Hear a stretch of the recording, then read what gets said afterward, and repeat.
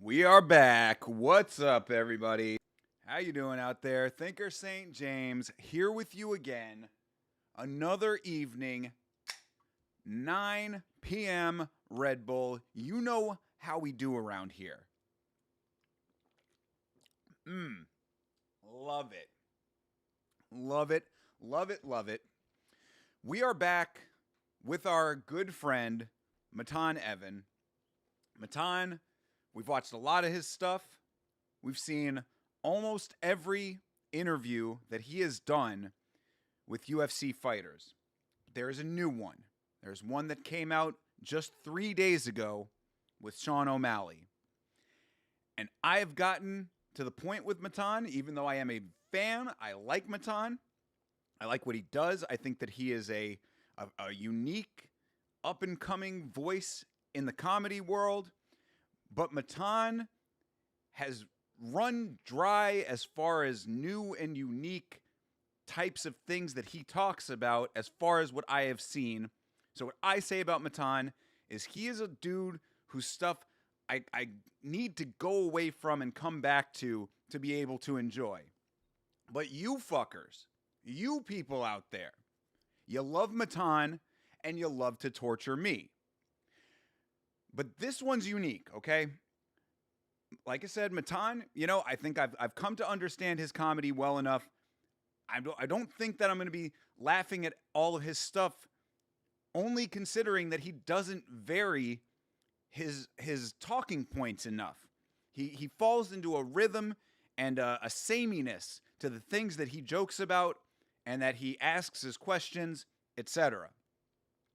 He is interviewing a person who I think is one of the least charismatic, least funny fighters in the world of MMA. A guy named Sean O'Malley.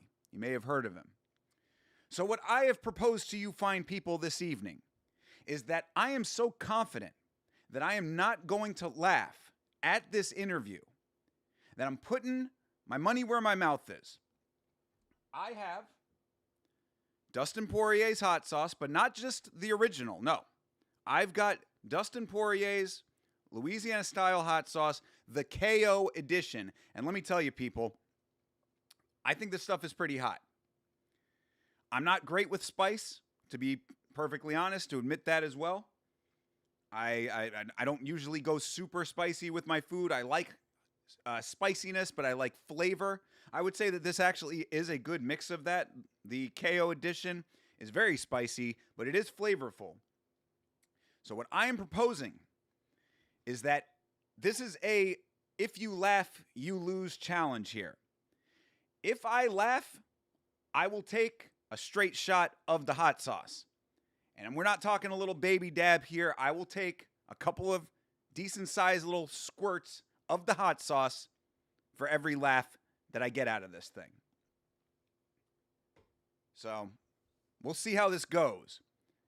But I will put myself through this punishment only because I have to find new and unique ways to make this interesting for myself.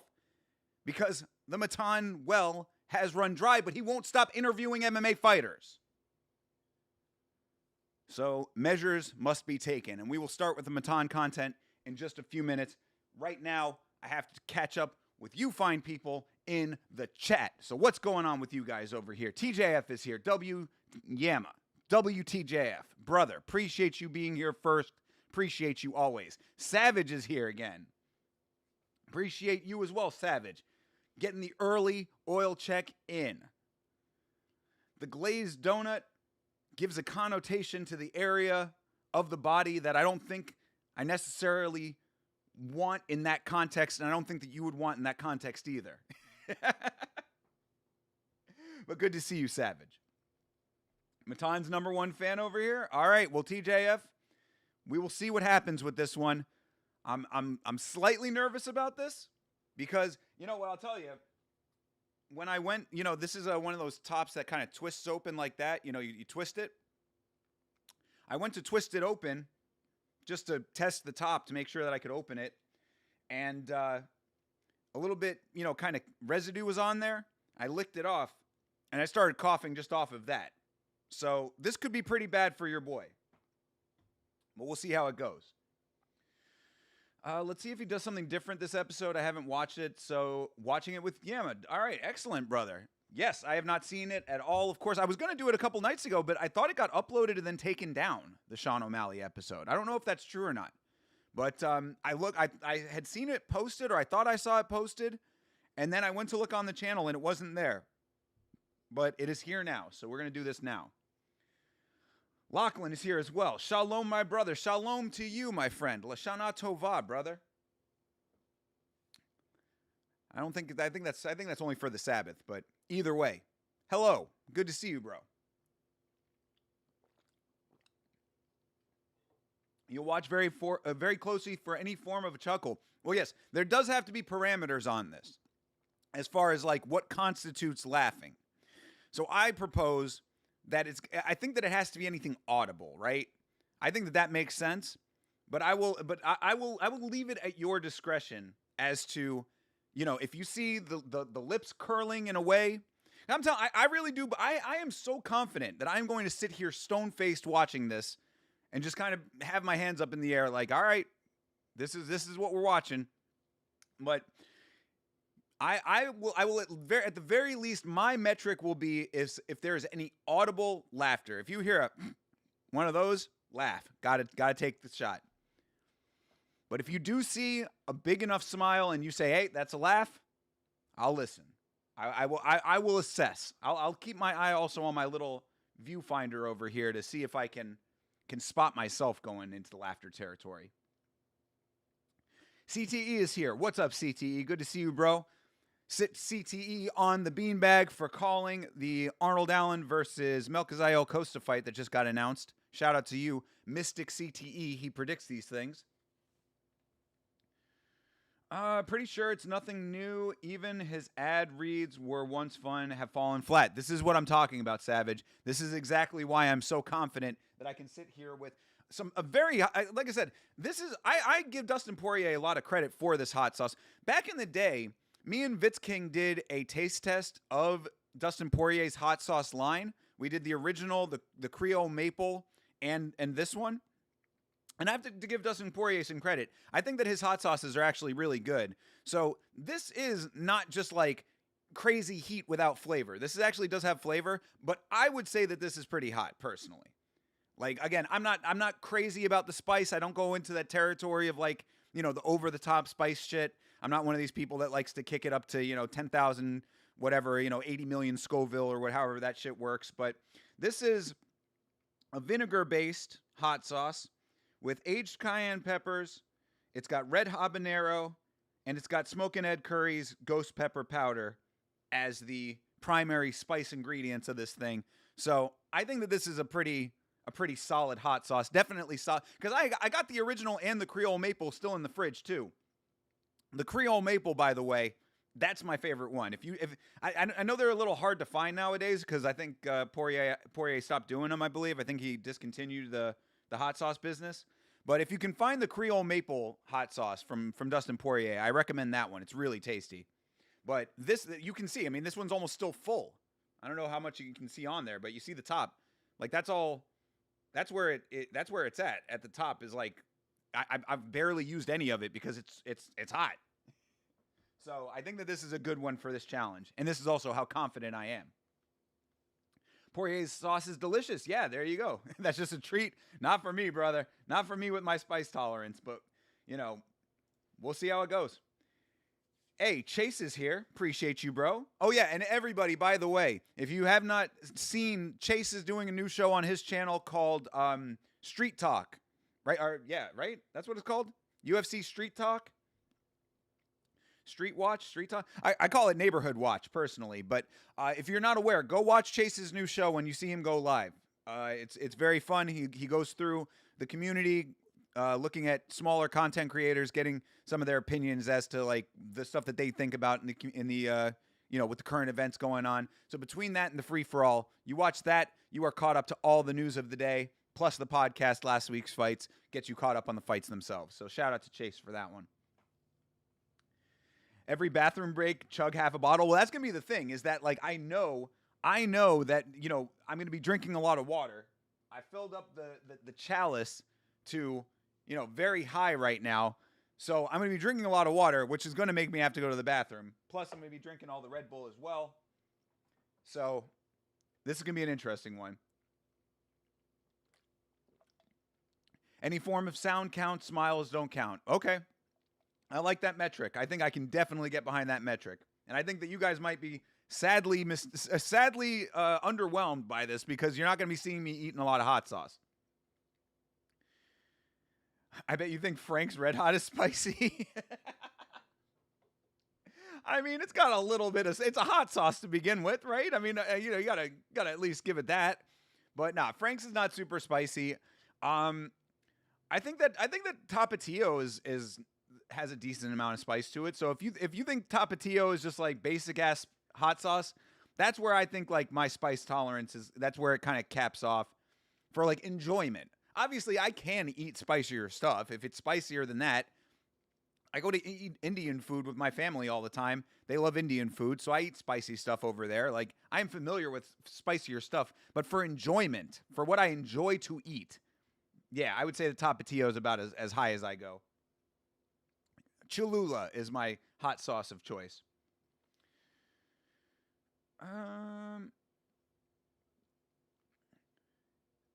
There's no more DPI. Yeah, I don't know. Maybe I'm wrong about that, but I thought that I had seen that he was discontinuing the hot sauces. That Dustin Poirier was taking them off the market or putting them out of production. I think.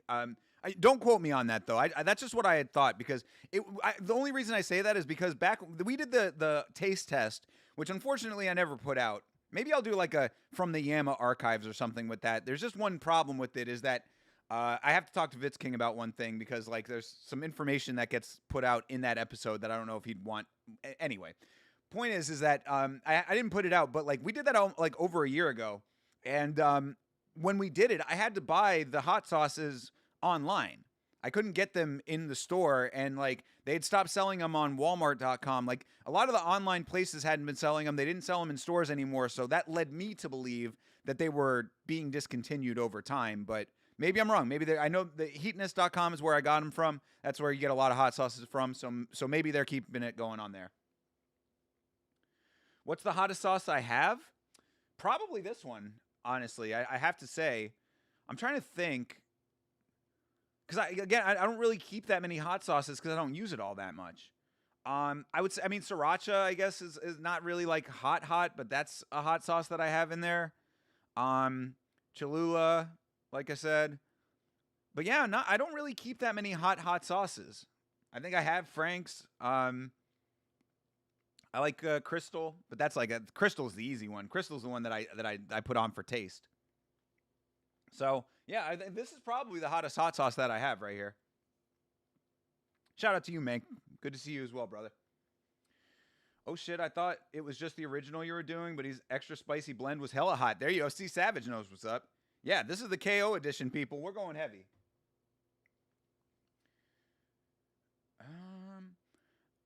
I accidentally removed. Oh, there you go. CTE going heavy on the band hammer. See, the mod status has gone to CTE's head. He's over here running amok with power. Wash your hands before touching your wang.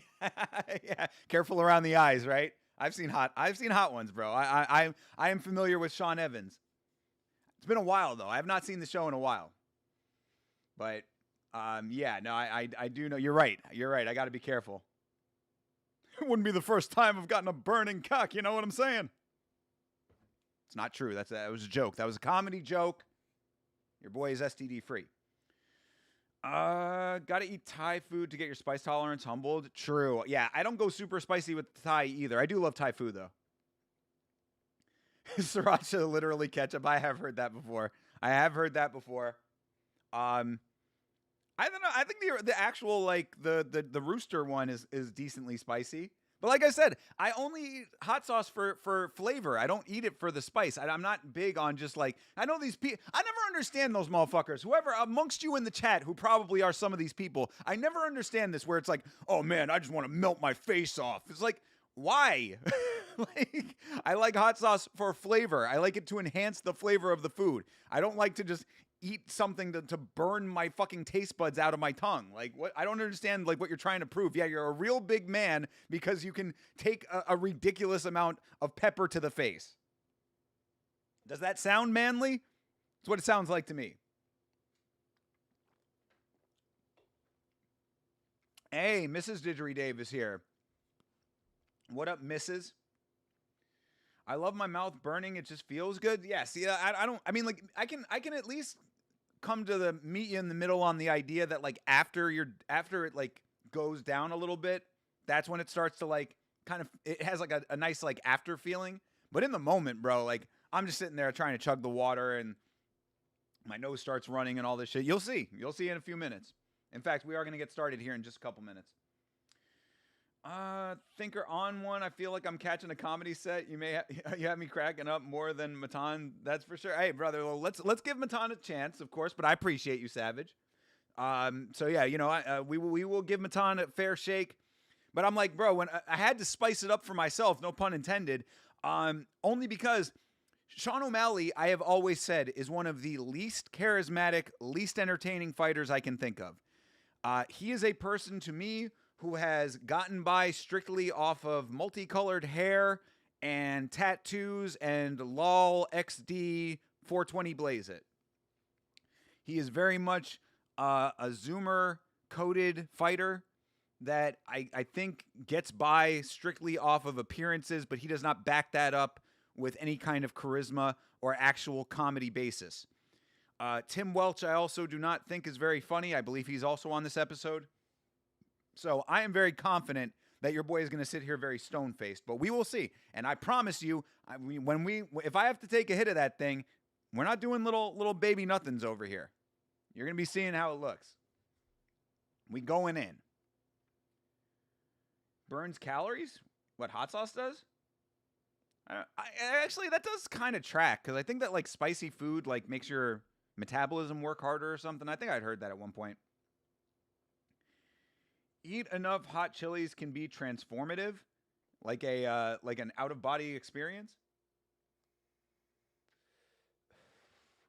like doing ayahuasca. I just like a lot of foods from cultures that heavily spice their food, so I kind of had to get used to it. That's what I'm saying. Like I am, you know, I'm not unfamiliar with it. You know, I go medium on the spice when I go to the Indian restaurant. You know, I got lamb Rogan Josh in the refrigerator right now left over that I got to eat later. So that's at medium spice. I'm good with it. You know, I enjoy some spicy stuff as long as it enhances flavor.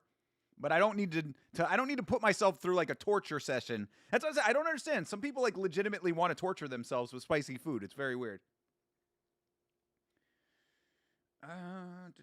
Rich food kills me too, so spice is a must. Yes, got you. Yeah, absolutely. I understand that too. Yeah.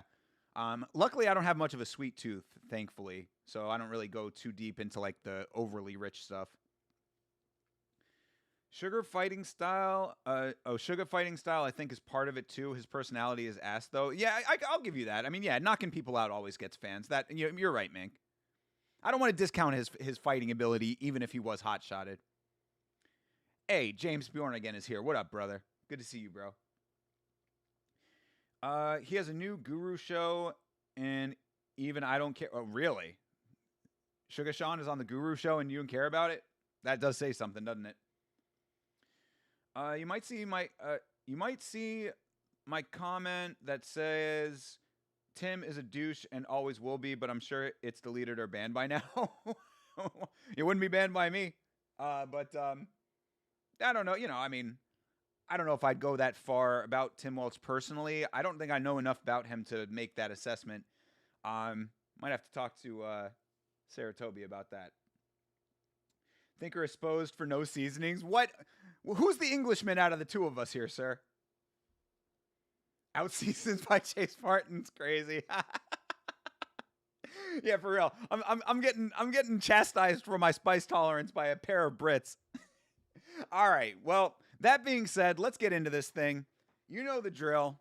Also, actually, last thing before we start, I did want to say that because we are not watching fights today, the desktop audio is on for this one. So if you are a new viewer and you're out there and you subscribe or follow on the platform that you are watching on, you will get your Chi Wee Wees. And even more importantly, if you super chat, you will get your Chi Wee Wees today. So keep that in mind if you are so inclined to support your boy in that way.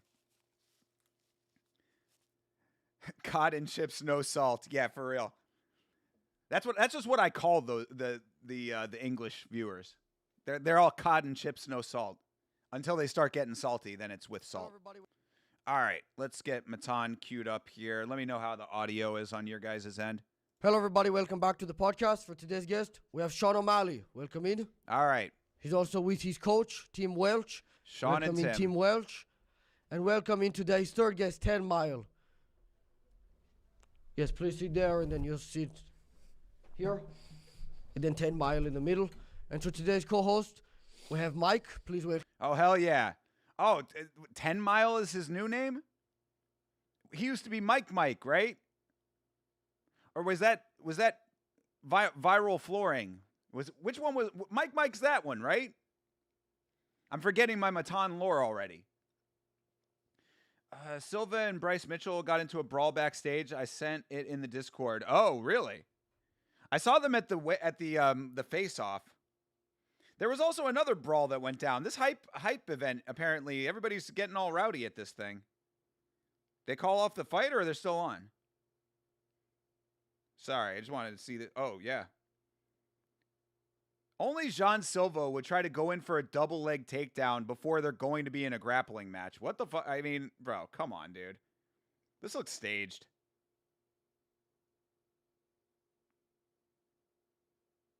Yeah, I don't know. That might have been staged. Super chat means he'll drink from the bottle, by the way. Don't put words in my mouth, Chase. Don't put more hot sauce in there either than I already need. Loads of salt, loads of vinegar made. I love vinegar, by the way. Yes, straight vinegar, like vinegar and chips. Yeah, I'm good with that. I love vinegar. That's why I like vinegar-based hot sauces. Some curry or gravy sauce on the side, too. That sounds good. I'm good with that, man. I got to come over to the UK and get some authentic fish and chips. Closest I've gotten to authentic fish and chips has been at the Epcot Center. Never understood vinegar on fries, brother. Brother, you are missing out, my dude. Vinegar on fries is fucking S tier. Pink salt? You would. Oh, much love, Chase. Come on. Don't make it easy for me, bro. Love fish and chips. That vinegar too. I mean, just joking. Where's the joke? Had to be lab made and processed table salt. Fair. Yes. Straight out the salt mines into the lab. Yeah, I believe that the hype grappling event is on right now, I believe. So if you guys are, perfectly acceptable to go over and watch that, but I was not interested in that. It seemed like it just seems like like a spectacle event. Like they never actually come to any real conclusions. These guys never actually go hard on that event. It's really just a place for them all to kind of fucking basically bounce off the walls like cartoon characters and then have a bullshit exhibition match. Someone send the link in the Discord. I don't have it. All right. Anyway, back to Matan. But so somebody's got to tell me though, isn't that's Mike, is it not in the middle? Also, Tim Welch with the PC principal look going on with the sunglasses. WWE shit. Exactly, Chase. Yeah, most definitely. It's exactly that. WWE shit plus it's grappling at the end of the day too. So even if they were going hard, it's still going hard at grappling. Ever since the Shara Bullet one, where it's supposed to be a submission only grappling event and it still went to a fucking draw. Yeah, not interested. Also, yes, very true, Chase. Yo, album covers that go hard right there. That is true. Yeah, that is a banned photo from 1998 for real, for real. Yeah, that's actually a very rare image of Seven Dust before they changed singers. Hey, Meat Rocket is here. What up, Meat Rocket? Good to see you too, brother. What's the spice level like in Russia? You get down with spicy food in Russia? Let me know. Welcome in, Mike. So this is regular Mike coming in. Welcome in, Mike. Regular Mike. So please introduce yourself in case anybody doesn't know you and all that one. Sugar Sean O'Malley, UFC World Champion, undefeated. False. Undefeated? Undefeated. UFC World Champion. Are you sure? Podcaster, YouTuber, Good point. influencer.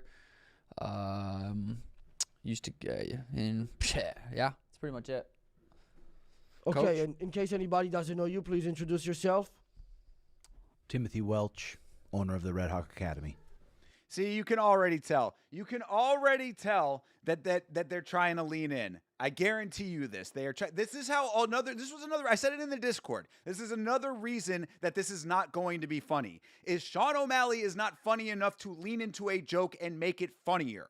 He is going to ruin the concept here. Tim Welch is definitely going to ruin the concept here because they're of the internet age. They know what Matan is about. So they are going to try to be a part of the joke. The joke is that you are the fucking butt of it. That is what the interviewee is supposed to be. The two of them are going to try to play the yes and game over here, and it's going to be a bad improv set. Oh my God, I know this already off rip. I am so seeing this from a mile away. I am not going to be taking a drop of hot sauce during this interview because of how bad these two are going to be.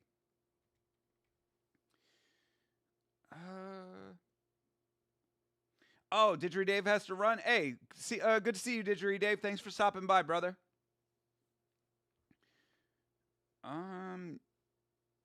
Used to. Oh yeah, true. Spivvy food not big in the East. Spivvy. Spicy. Gotcha. Hey, Hydra's here. There's a Matan fan. Glad you're here. You made it just in time for me to not be eating any hot sauce. Trying too hard to do. This is what I'm saying, brother. This is what I'm saying. Leaning into the joke is the exact way to make these things tedious and boring. Tim Welch is the best coach in history. Well, he only has one student, so I guess it's either very easy or very hard to be the best coach under that circumstance. Hot sauce. I missed the new addition to the stream. Yeah, you got here a little late, bro. I've already explained it, but basically this is an if you laugh, you lose challenge. So if I laugh at anything in this episode of Matan versus Sean O'Malley, I will be taking a shot of Dustin Poirier's the super spicy, the KO edition hot sauce. But so far, so good. We got a long way to go, though. 2, he has Tommy Gunn. Okay. Yeah, am I going to laugh? I'm calling it. Let's go. Let's go. Challenge accepted. Seems like a little bit of a promo, but I guess. Okay, and you said you were undefeated. Sean How laughed. are you using like the Chael Sonnen thing where you thought tapping would like lose the round only, or how does that work? I guess depends who you ask. Really is what it comes down to. Nope. Yeah, asking you. So I'm undefeated. No, I know, but I'm No, saying I lost what's- once. I lost once. I'll admit it. I'll admit it. I lost. All right. I give Sean some credit here. He no longer can let that bit run its course, which I appreciate that. It's like you got to know when to let go of the bit because there is no more juice left in that berry, brother. That is stomped into the ground. It has been smashed. I got a 2-hour drive now, so can't comment, but I'll be quietly lurking in the corner. Lachlan, appreciate you including us in your 2-hour drive. Thank you very much, brother. Hopefully the audio is good so you can hear everything. But appreciate you. Be safe on your drive, especially if you're rolling through the Australian bush out there. Careful for the drop bears. Bro, you will not laugh unless you will not laugh unless you're laughing at them. I mean, I'm ready for that too. If there's something legitimately funny that they do, even if it's not intentional, I will hopefully look. I can't control it. Laughter is involuntary if it's done right, right? Hey, Nav is here too. What up, Nav? You called it on O'Malley? Well, then this is gonna be a long episode. Tim Welch, 2 students, not 1 sugar, and Tommy McMillan. Oh, true. Good call. Yes. Sorry, I didn't know what you were talking about there. Yeah, good point. Yes, Tommy McMillan as well. He does have 2 students now. He's literally doubled his student base with Tommy McMillan as an addition. I think one of the side character bits is going to get me. All right, that I'm looking forward to. Because, like, Mike, right? Isn't that's am I wrong about this? That Mike was the middle guy, but now he's something else. He's 10 foot or something. But he's the one that always makes me laugh the most. I love him. Lachlan is experienced making it in the bush. I trust him. True, dude. Bush warrior. Hell yeah. We should all aspire to be half the man in the bush that Lachlan is. O'Malley is amazing. He has such a good personality and so much charisma. He's Connor 2.0. Brother, how do you think he got hot-shotted in the first place? Oh, yeah. Also, laughter outside of the episode does not count, by the way. If you guys make me laugh, that does not count. That's Mike. Now he's 8 Mile ripoff. Okay, got you. I was not understanding that at first. 10 Mile is wearing a Takers, not Lakers. Oh, Takers on the hat. Yeah, I saw that at first, and I don't think I mentally processed what it was. He's got Lakers on the jersey and Takers on the hat. Is that a meme that I don't know about? I understand like Takers, as far as like Lakers, but like, is there some meme that I'm not aware of in basketball with that? Maybe Chase knows about that. One time. One? I've lost 1 fight. 19-1. 19 and what about the other one against Marab? Which one? The first one? Yeah. I won. Yes? The second fight he got me. First fight was a decision. It was close. I'll give him that. It was fucking close. No, it wasn't. But I got the job done. No, you didn't. I mean, come on, dude. This is like, again, like, let me just say it like this. I don't understand what he thinks that bit, like keeping it going in any way at this point. What does he think he's accomplishing with this? Like, does he think that it's cute? Does he think that people think it's like, oh, that's Sean. Yeah, he's undefeated still. Hardy hard. Like, it's like, bro, give up the ghost, my guy. You lost that fight. You lost the first fight. And you lost the one where your fucking foot snapped. So what are we talking about here? Kenny Rogers, fold him? Hell yeah. Got to know when to hold him and when to fold him. Kenny Rogers taught us very well. Are you calling me clueless, or are you talking about Clueless, the classic Alicia Silverstone film from the 90s? Can't stand O'Malley, dude, so corny. I know, brother. I know. We got so much to go. Okay, I like that bit you have going on.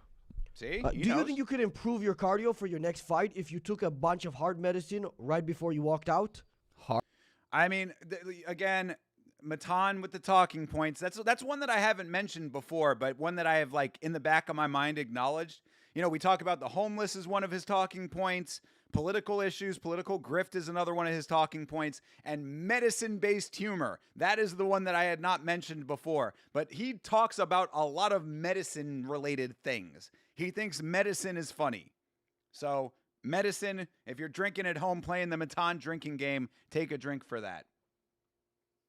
Clueless on the Laker-Taker thing? Yeah, brother, because I don't fuck with basketball like that. That's why I said you might know about it. I've got a job, Chase. I've got things to do. I don't have time to be doing multiple sports. I would be fucking around with hockey if I still had time for it, God damn it. I don't have the luxury of hanging out and watching basketball and MMA for all of my life. You know? Some people got things to do. Had to go and check a disturbance on the farm. Oh, shit. What was the disturbance? What was the disturbance, Savage? Did you take Clara? Did you take care of it? Did you have to pull the piece out? It's just a meme hat? Okay, got you. Oh, you're clueless to it. All right, I take back that unnecessarily hard passive-aggressive criticism of you, Chase. It wasn't meant that way, I swear. Which was why it was kind of funny, because I know that you have a job and you work all the time and you are the hardest worker at your job. So that hopefully that translated to you at least. 10 Mile takes shit. Okay. All right. Yes, true. That's a good point. He takes what he wants. Look how hard he's looking in this shot right here. There's another album picture right here. 10 Mile just mean mugging right now. But if he's going to stay silent throughout the entire episode, how is he going to battle rap if it's like an 8 Mile ripoff? Hard or heart? Heart. Oh, I was gonna say hard shit. Probably help me get a little bit more fucking jacked up. But heart shit. Like what? Like, because it'll make your heart grow. You'll have a bigger heart during the fight. Maybe you'll have more power. You'll feel better during the fight. If there's something out there that I can take that will give me more heart, I'll take it. If it's legal. No, just the medicine they give to people with heart problems. It's a good question. Some people have a really low heart rate. Some people have one that's I have a too high heart. Mine's too high. This is kind of funny, too, considering that Sean has popped before. I don't know if y'all knew that. You know, Sean is a steroid cheat. But, he's another one that claims was he a tainted supplements guy, or was he I didn't know what I was taking guy? I want to say he was a tainted supplements guy, but I could be wrong about that. He might have been a dude who was like, oh, I didn't read the label well enough. Hey, Johnny the God is here. What up, Johnny? Good to see you, bro. Always good to see you in the Discord now, too, man. Glad you're there. I think O'Malley is the best bantamweight in history. He KO'd a prime Eddie Wineland. Yo, these are big facts, bro. That's a notch on the resume that cannot be untaken away. Too high. But you want it to go higher during your fight, no? I would actually need mine. I would like mine to go lower. Why is that? Because it's so high. You know, if you're fucking sitting at 200 beats per minute, I wouldn't mind chilling around 190, maybe. But isn't it if you get to 300, you'll be more powerful? Yo, we're here with my boy Sean O'Malley. We're making music. We're rapping on some bullshit that don't make no sense. Type shit. Nice. Hell yeah. Okay. So he's actually talking this episode. I like it. I feel like this is a progression for Mike. Like, this is a character arc, you know? Like, he starts off as the strong, silent type with the big, intense eyes, but now he's growing as a character. I see what he's doing here. You know, he's the influencer generation. He knows that O'Malley is that as well. Excuse me. This is making sense right now. We're rapping on some bullshit. Okay. If he spits some bars, that might actually go hard. That might actually get me. Yeah, I don't think so. I don't think the 300 probably die. But only for a couple of minutes, like 30 minutes during your fight. Then you'll take the other medicine that makes it go down. No. What about you? You gotta ask my coach. It's a heart rate too high. You want to keep it low. Yeah. Keep it low. You want to perform with a high heart rate. Would be no good for that. Yep. I mean, John Jones can do it. But see, off rip, you know, Welch trying to take it up a notch, go straight to the illicit substance, you know? Oh, it's like, we're talking about heart medication, gotta go to coke. It's like, this is going to be so bad. Welch is going to really make this bad. Tim Welch is going to make this real bad. I can already call this. This is not going to be fun. Only steroid pop I can forgive is Khalil. Why? Why Khalil on that? I don't remember the circumstances of Khalil's, but I do remember it was a long suspension.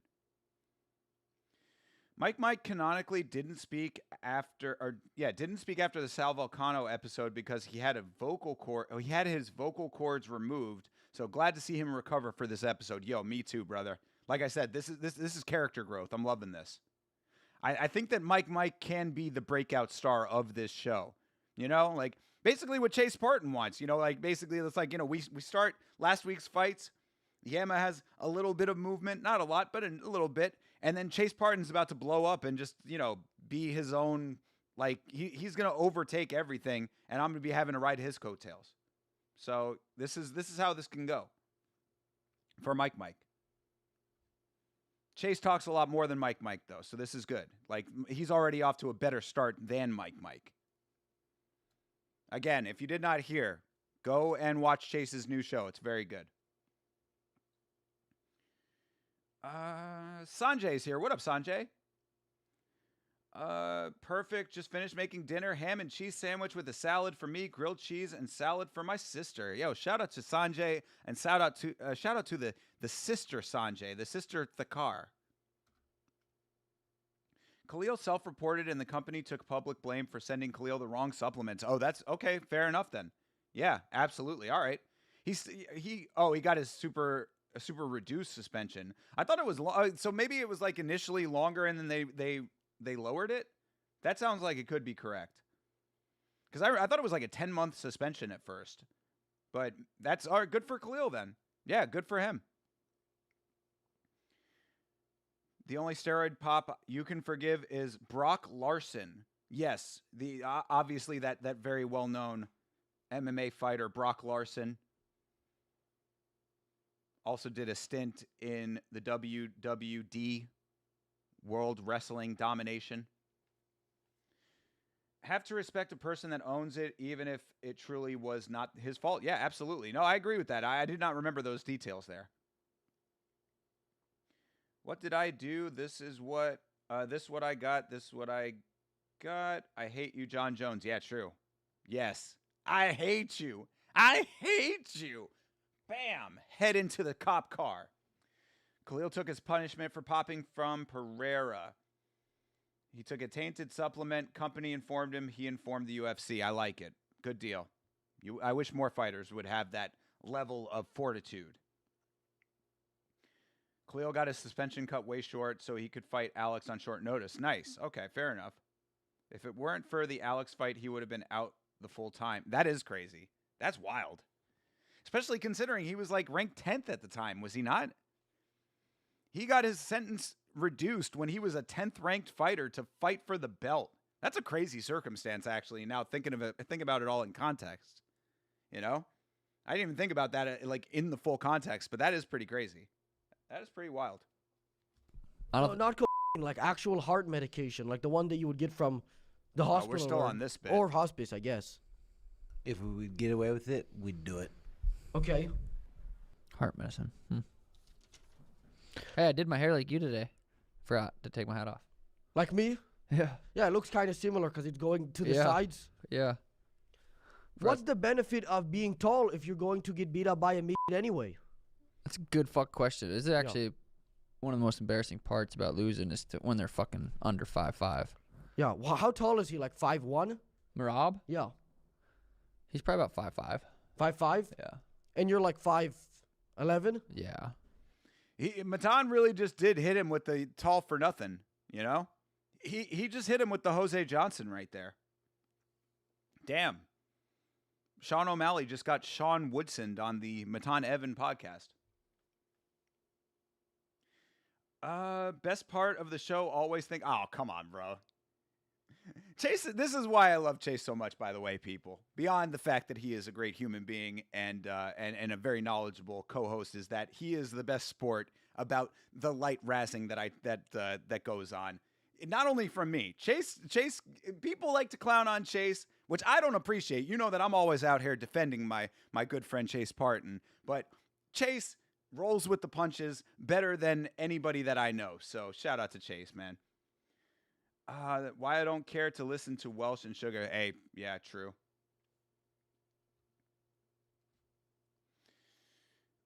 Hey, who's the person Thinker does the Monday podcast with? That's Chase Parton. That's who we're talking about right there at CP Smalls. Go and subscribe to his channel, Sanjay. He's got a new show that he's doing by himself called Street Talk. Yeah, UFC Street Talk. right? Street word? Street. Sorry, Chase, put the title in the thing so I don't look like an idiot anymore. Short people love to act like tall people need to do something with their height. That's actually a very good point, CTE. It is true. It's just because you're tall does not necessarily mean that you should be better at anything else, you know? The same way that just because you're tall doesn't mean that you play ball. Like, I remember there was this dude when I was in college. There was a guy, you know, I went to a trade school for audio engineering, and there was this guy who was super tall. And everybody would come up to him and ask him, like, do you ball? And he's like, bro, I am in trade school for audio engineering right now. No, I don't ball. I'm just tall. It was like, yeah, I mean, he kind of had a good point, you know? Street Word, that's the name of the show. Street Word. Thank you, Chase. I apologize for butchering it like an absolute idiot. Something wrong with these mods, man. Chase hate always slipping through. True, exact. Yes, we need to have the Iron Dome put over Chase Parton slander in this chat. All right, I will not allow this anymore. Chase will allow it in his own chat, but not here. Yeah, I remember Khalil was popped and he was supposed to fight Jamal Hill at UFC 301 or 302. Then the UFC scrapped the card and made Pereira versus Prohashka 2 on short notice. True. Yeah, that's crazy. That's, you know, again, like thinking about it in context, that's all a very crazy situation. All right, we got to keep moving on here, man. It's a problem. But he's powerful. You know, they have like He's a strong little fucker. I don't know. Most are not extremely strong. It kind of works against them. But with him, it seems like he's being condensed. Yeah. They call him the machine. That's what I'm saying. Yeah. So Marab might actually be funny on this show. I think Marab's personality would work out well for this show. Also, I've talked about it before, but just so you are aware, that goofy-ass Georgian Marab, apparently slayer of the poosh. what will you do next time? You know, what will you change up there? Fucking probably next time I'll probably just crack him on the chin. Oh, will ya? Will ya? Next time you'll crack him on the chin. The third time you'll crack him on the chin. Couldn't do it the first 2 times with 5. You got, what, 7 rounds? Didn't get submitted in the second round? You had 7 rounds to crack him on the chin. Yeah, I'd probably just crack him on the chin. Well, shit, dude. I'll just walk up in the bank, get $1 million, and be straight. Fucking dunce. Wasn't that that was probably the same plan as the first 2 times, though, right? Thank you, It was. Matan. Okay. The first time, the first time we got it done. Remember? Don't forget. 1-on-1. Well, I don't think so, but You didn't watch it, though. Yes, I did. No, I you watched didn't. it. Yes. What day was it? Exactly. I don't think that's a representation of me watching it, but you could go ahead and say that. What happened in the... All right, I'm holding it back. That actually was a funny little exchange. I'm holding it back though. No audible laughter. But that was funny. What? No. What kind of metal should this protective dome be named after? Perhaps an Iron Dome 2.0 for the Yama channel. Yes, it should be the Yama Star Wars, like what Reagan had. I want the lasers. I want the space lasers. Apparently, I should be getting those. Apparently, those are owed to me. Some book that was written a long time ago says that I personally am allowed to have space lasers. Can't believe Yoel popped for PEDs? Who'da thunk it, bro? Honestly, it is kind of crazy considering that it's always the big blobby dudes who you would never think in a million years are on the gear that end up popping. So Yell is kind of a little bit of an outlier.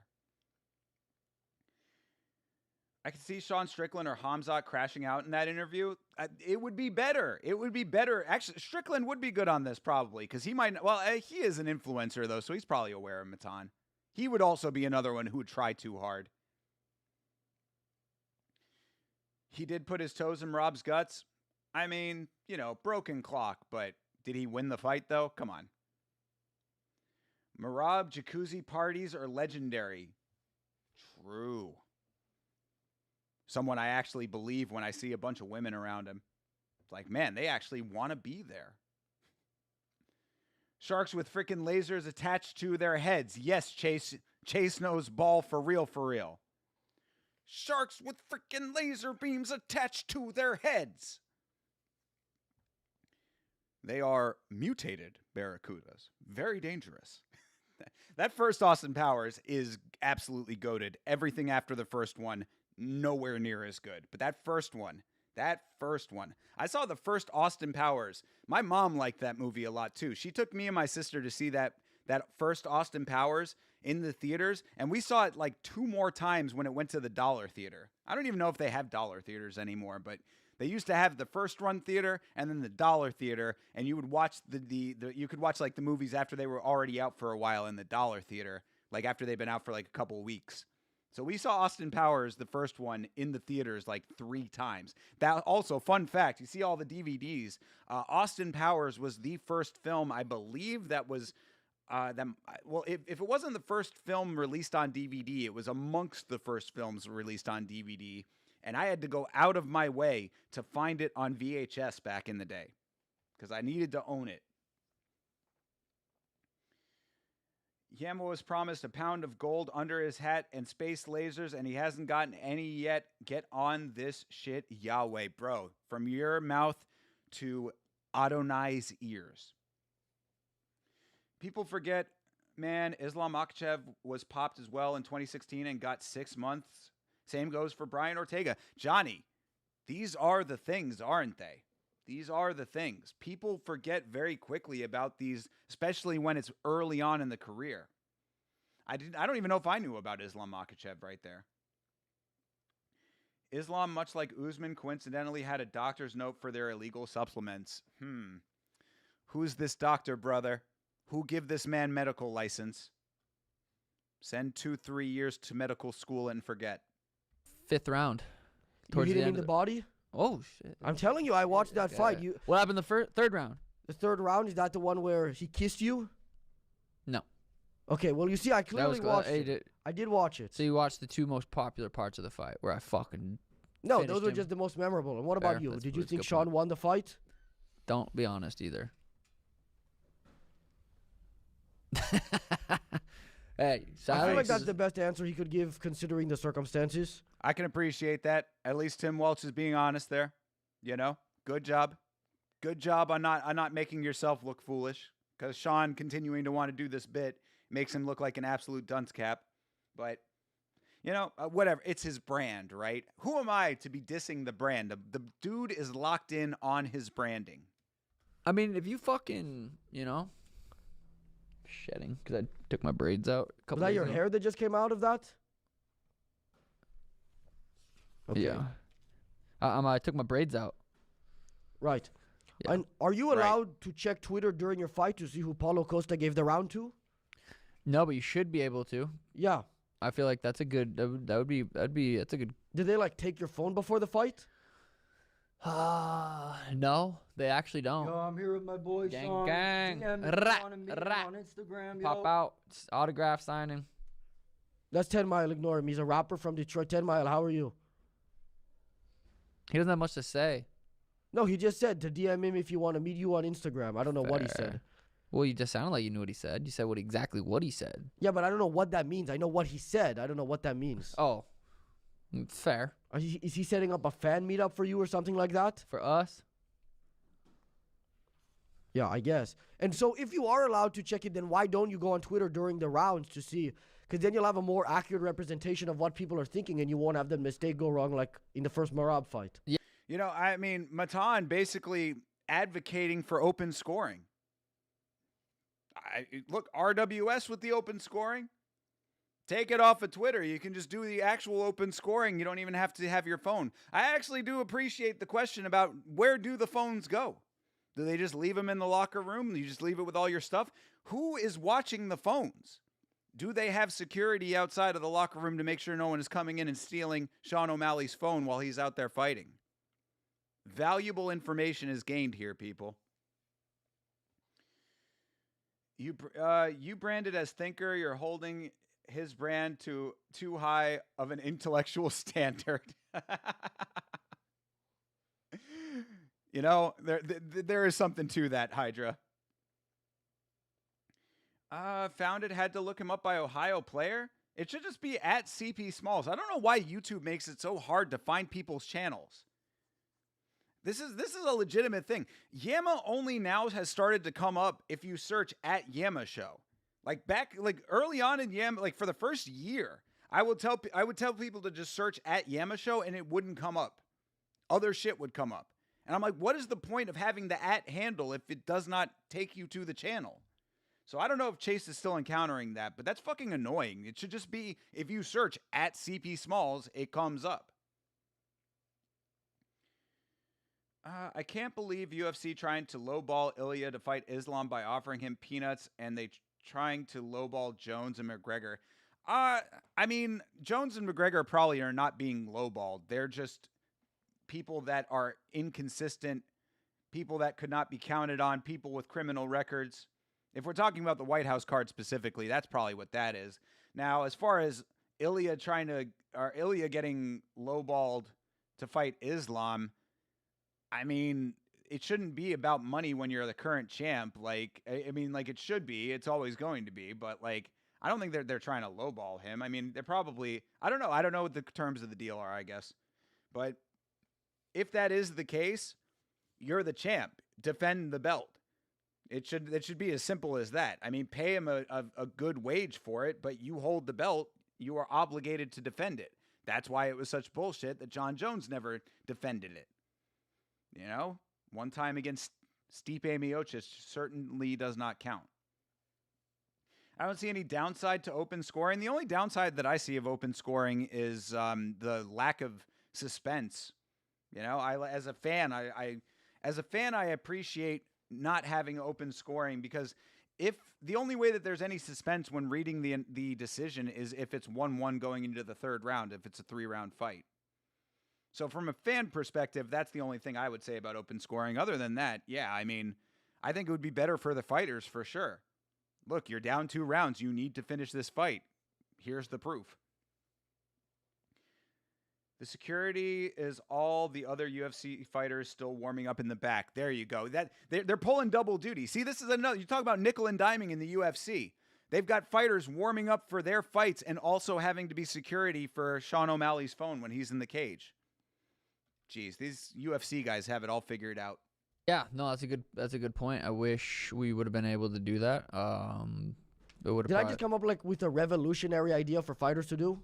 Check phone during Twitter, or check Twitter during fight? Yeah, I think the most important thing you said there was Paulo Costa. Well, his opinion matters most. Well, he's kind of objective. Like if you look at like somebody else there, one of those stupid Twitter pages, one of those random commentators, it's a little bit whatever. But he's been in there. He knows what he's talking about, and he's completely normal.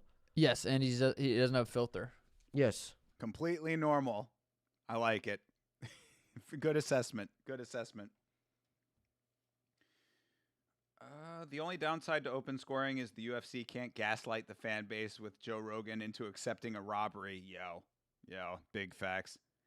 Yeah. That is the one criticism of the commentary that I do accept from people, is that I do acknowledge that the commentary does sway the casual opinion. More so now, they don't get pay-per-view percentage, so one would think they would raise their show/win money. Bro, don't even get me started. Don't even get me started on fighter pay right now. And he's completely normal, something I would say about someone completely normal. Exactly. Yeah, no, that was funny. That definitely was funny. I mean, granted, you know, I am intentionally holding back at times, of course, with the laughter. So, like, that would have been one that I probably would have chuckled at. But you got to actually really hit me when this one. I'm telling you, like, I think I should, for the sake of the bit, I think I do have to be a little bit more lenient with what I'm laughing at here. But we do have a lot more episode to go, so let's keep going here. So, no, I agree. I think that should be implemented in the new Paramount deal. Most UFC fights consist of black people beating the shit out of each other. How has the UFC gotten away with this for so long? I think, UFC doesn't see color, and they just have the best fight the best, and, But even if you're colorblind, you still see black and white. I mean, that's like the one thing you can always tell the difference between. Yeah, that's true. It's good. Yeah. All right. Okay. I think there you go. There you go. It's the blatancy of it. It's the blatancy of it. Matan really did have me when he asked the question. So that's not even planned either, people. I certainly did not plan to just go straight into the laugh, but I will give it to Matan on that one because that did make me laugh. That is pretty goddamn funny. All right. So, shot number 1. That's another drinking game one though, Matan, with like blatant racial questions. But here we go. Shot number 1 coming in.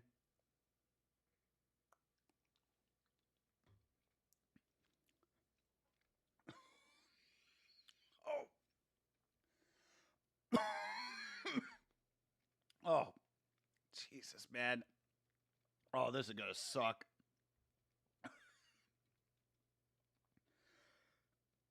All right. How spicy? This is the hottest one Poirier has. This is the KO edition.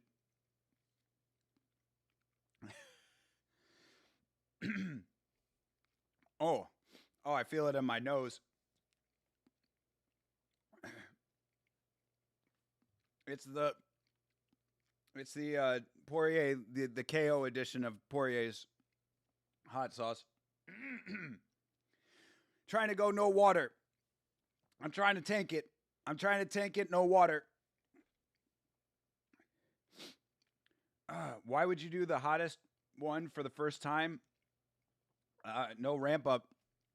Because I'm a fucking legend. That's why. All right. I'm tanking it, though. Tanking it like a champion. Oh. That's not bad. I think the more that I do it, the more it'll be okay. So I'm trying to go no water if I can, but I might have to hit the water. I might have to hit the water in a minute. Beeb is here. What up, Beeb? Sorry, I can't give you the proper reception right now. All right, we're good though. We're locked in. Oh, it's making my mouth water.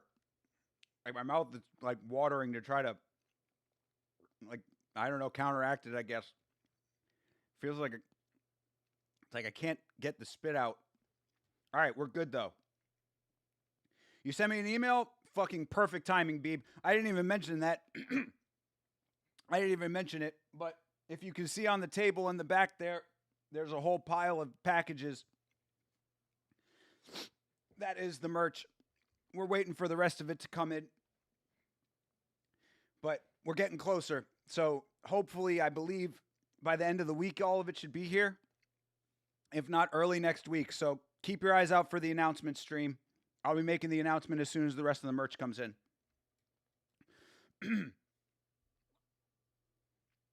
Did you think hitting your vape would make it better? Probably not. Probably not. That's okay.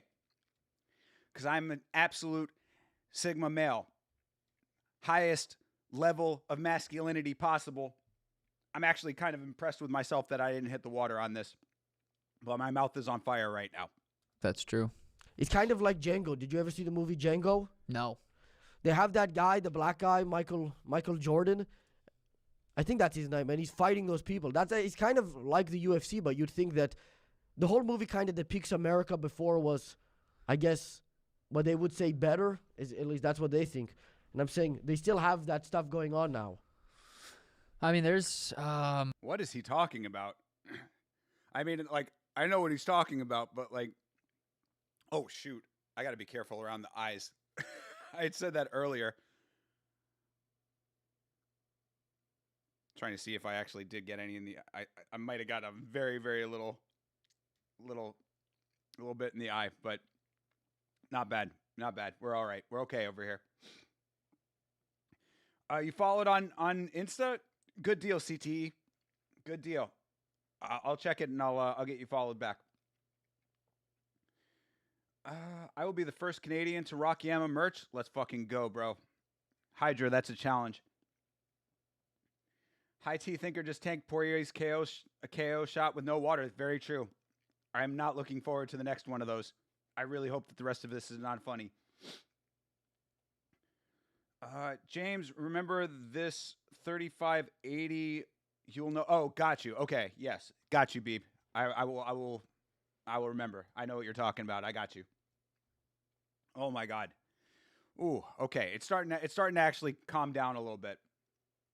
Make sure to watch out. Your hands are clean before you pee. Yeah, we talked about that earlier. Seen it before, and it'll floor you. Yeah, brother.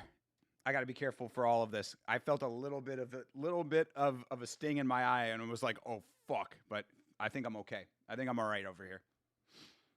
This is legendary shit you're looking at right now, people. We're going in. I mean, we got some good champions. Some are black, some are Russian. We got an American. Actually, Is there an American? Justin Gaethje, interim champion of the world. Yeah, I guess. But yeah, that's true. No, it's true. Yeah, what I guess. What I guess. Come on, Matan. We got all sorts of different types of people. And your coach told me earlier that right before we started that you were Native American. Yes, partly. Yep, he's partly Native American. But like half a percentage or what? 30%. 30%? Is that what? Bullshit. 30%? 30%? A third? I mean, I'm going to need to see the 23andMe on that one. You have that eagle tattooed on you? It's a red hawk. Is that why you relate to them? Yes. I heard that the Native American people, at least, well, it's obviously not true, but at least they think they can see out of like a hawk's eyes. Is that something you think you can do as well? My father can. It's true. He Bugsy can't. He may think he can, but I mean, you know he can't, right? You know that he's not really able to do that. He's just going crazy. No, Maybe Bugsy getting can. a little old. You're saying they can? His dad can. I don't think so. I don't think that's how it works. I don't think there's special powers for the Native Americans. What ethnicity are you? I'm white. I'm German. 100% German. Call back. Shout out to Matan for sticking with his bit on that one.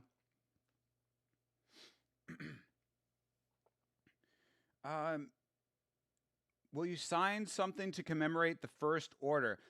No, but I'll explain all of that on the launch stream. I'll explain all of that stuff on the launch stream. There will be signed options. Some are black, some are Russian, some are American. Black people aren't American, Sean. Yeah. I mean, he's trying. He was trying to be diplomatic there. I'll at least give him a little bit of leeway. Oh, it's bad on the burps.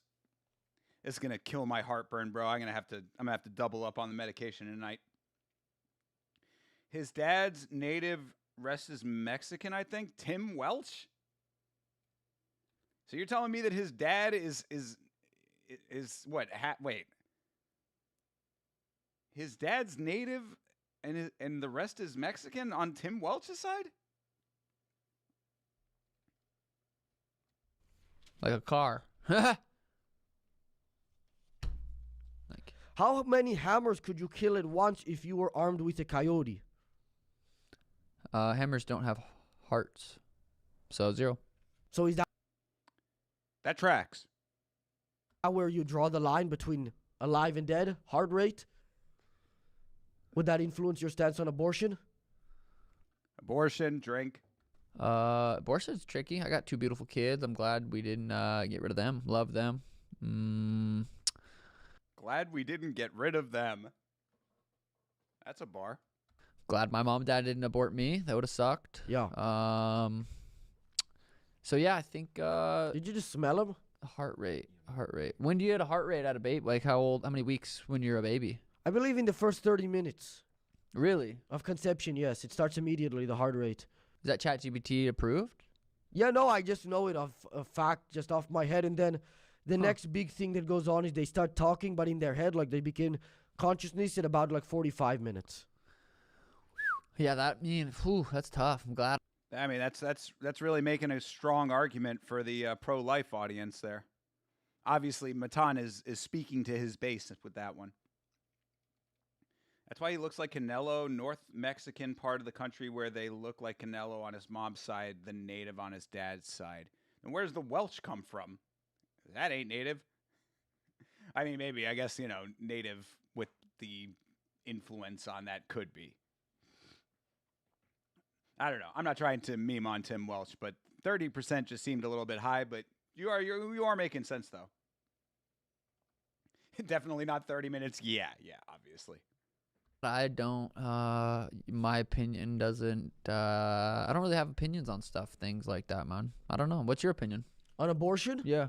I think that we need to be practical about it. We need to take some people. I think we need to implement eugenics is what I think. You know about eugenics? Is that a balding? No, that's Norwood. Eugenics is like, okay, this guy doesn't seem so intelligent. He thinks he's able to see out of a bird's eyes. Maybe let's not let him have any children. So if this guy got a girl pregnant without her consent and she didn't want to keep it, we could all agree like your coach or 10 Mile? 10 Mile. I think if 10 Mile consensually had sex with a woman. No, unconsensually. Well, it's the same answer for me. It has to be aborted. You don't want to let somebody like that reproduce. See, now we're getting somewhere. 10 Mile just catching strays over here. I don't like that. I don't appreciate my dude 10 Mile getting this unnecessary. This is like when people talk shit about Chase. I'm telling you, I don't appreciate this. I do 10 Mile over here doing the Lord's work by sitting between these two idiots. I think I would agree with that. And what do you think? Coach, Give him a chance at being a father. No, I don't. you never agree know. with He could change. Could fucking change him. But the genetics are still, something's wrong with them. So he might be bipolar. Even if it's not bipolar, Schizo. the problem is that, and the reason why eugenics is so great is because as we make advances, we can start choosing eye colors and stuff, hair colors, how tall they are, so we could just start making everybody like blonde hair, blue eyes, you know what I'm saying? Why'd you pick that? Because that's the superior. They just bleeped race? You can't say race on YouTube now? Uh-oh. Did I just TOS myself? I don't know. Can't let them reproduce as wild. Chase is safe now that he trimmed the goatee. True. It does take a lot of the criticism away. But it'll be back. It'll be back better. I wonder if Sean is thinking, damn, I picked a bad day to quit smoking weed. I mean, that was a while back now. I don't know if he's back on it yet. Did he ever say that he came back around? Is he back on the herb? The movie Gattaca was prophetic. Yo, Sanjay with the deep, deep ball knowledge. Gattaca is a fantastic movie. That is a movie it's almost criminal that I don't have on the big shelf right there, Sanjay. Gattaca is a very, very good movie. Yeah, man, I need to remind myself to get a copy of that. Yo, Sanjay with the really, really good call there. If you've never seen the film Gattaca, that movie is very, very good. I don't think YouTube will let you say superior race after saying blonde hair and blue eyes. Uh-oh. Well, damn it. Shouldn't have read that comment. I don't think blonde hair, blue eyes is a race. Is it? It's the traits of Germans. Oh. As you can see, I have that sort of style here. Yep. Yeah. Hey guys, sorry for the interruption. Have to let you know that today's episode is sponsored by Squarespace. Squarespace is the all-in-one website platform designed to help you stand out and succeed online. Whether that's claiming your domain, showcasing your offerings, or getting paid, they'll help you do it all in one place. Hey, no more comedy in the ad reads. This is the unfortunate thing. Matan has gone too mainstream, people. Matan's mainstream influence now, they won't let him be himself in these ad reads anymore. They won't let him express his comedy in the ad read. So now it's just all this straight talk shit, which is unfortunate because before I actually wanted to see his ad reads. They entertained me, much like Bill Burr when I was still listening to his podcast. You know, Bill Burr makes ad reads entertaining, so you want to listen to them.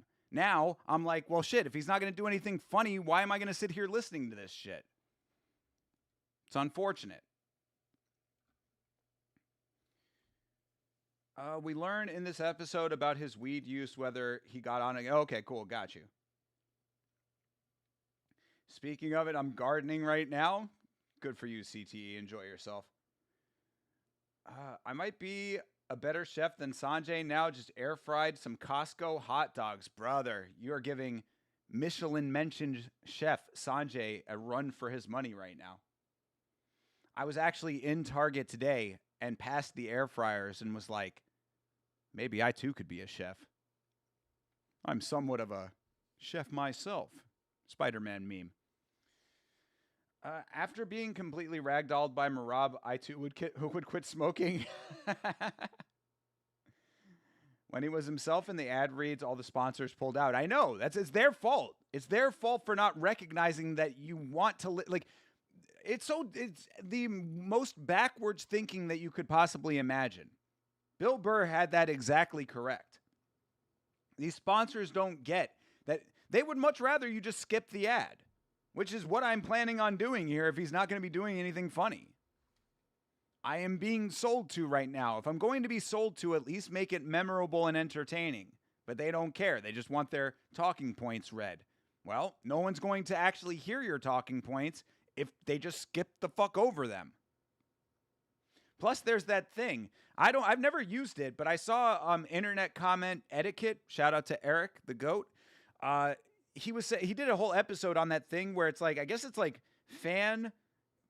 It's like fan populated, but like where people like there's like a plugin or something that will like give you timestamps to skip the ad reads.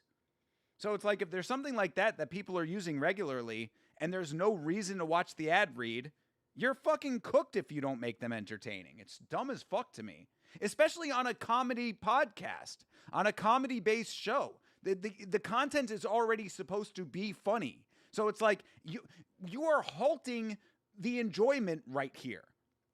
Think about it in those terms. This is supposed to be funny, where you're laughing at the jokes, you're laughing at the conversation.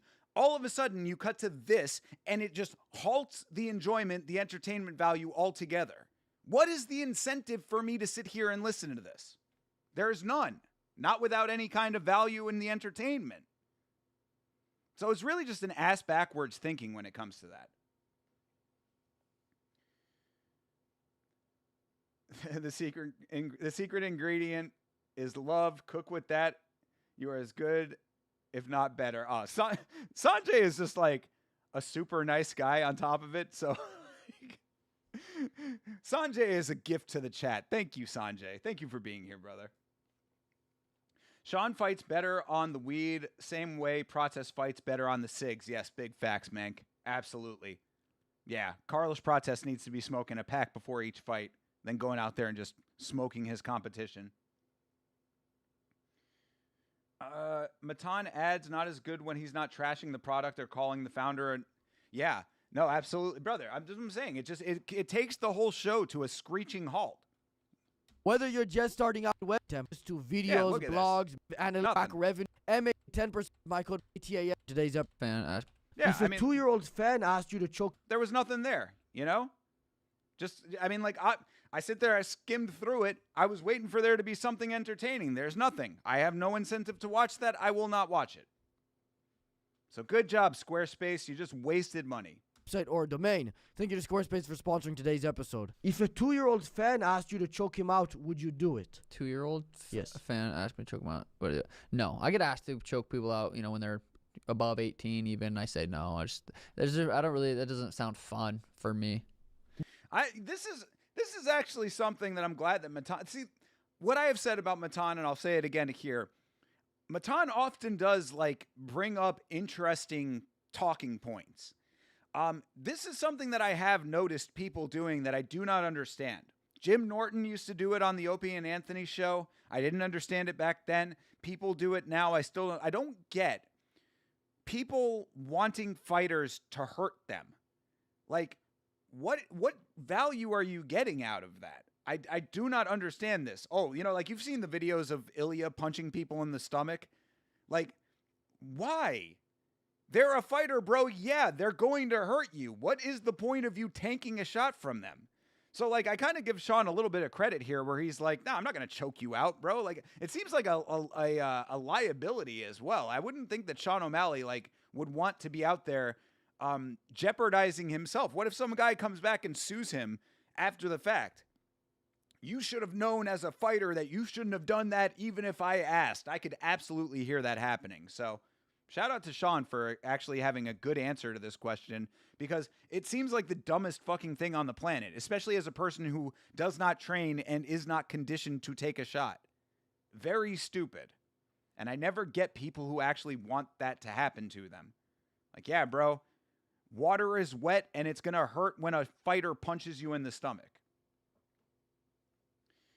YouTube Premium lets you skip sponsors and ad reads automatically now. Is that true? I didn't know that. Shit, I've got Premium on this account. I'm not seeing any way to skip it. Yeah, we're on Premium right now. I don't see any skip option. Where is it on here?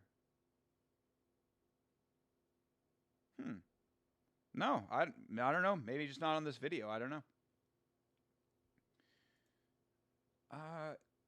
If you start skipping during something, the AI can tell that it's an ad read, which it always can because of the brand banner for exactly 60 or 90 seconds. Interesting.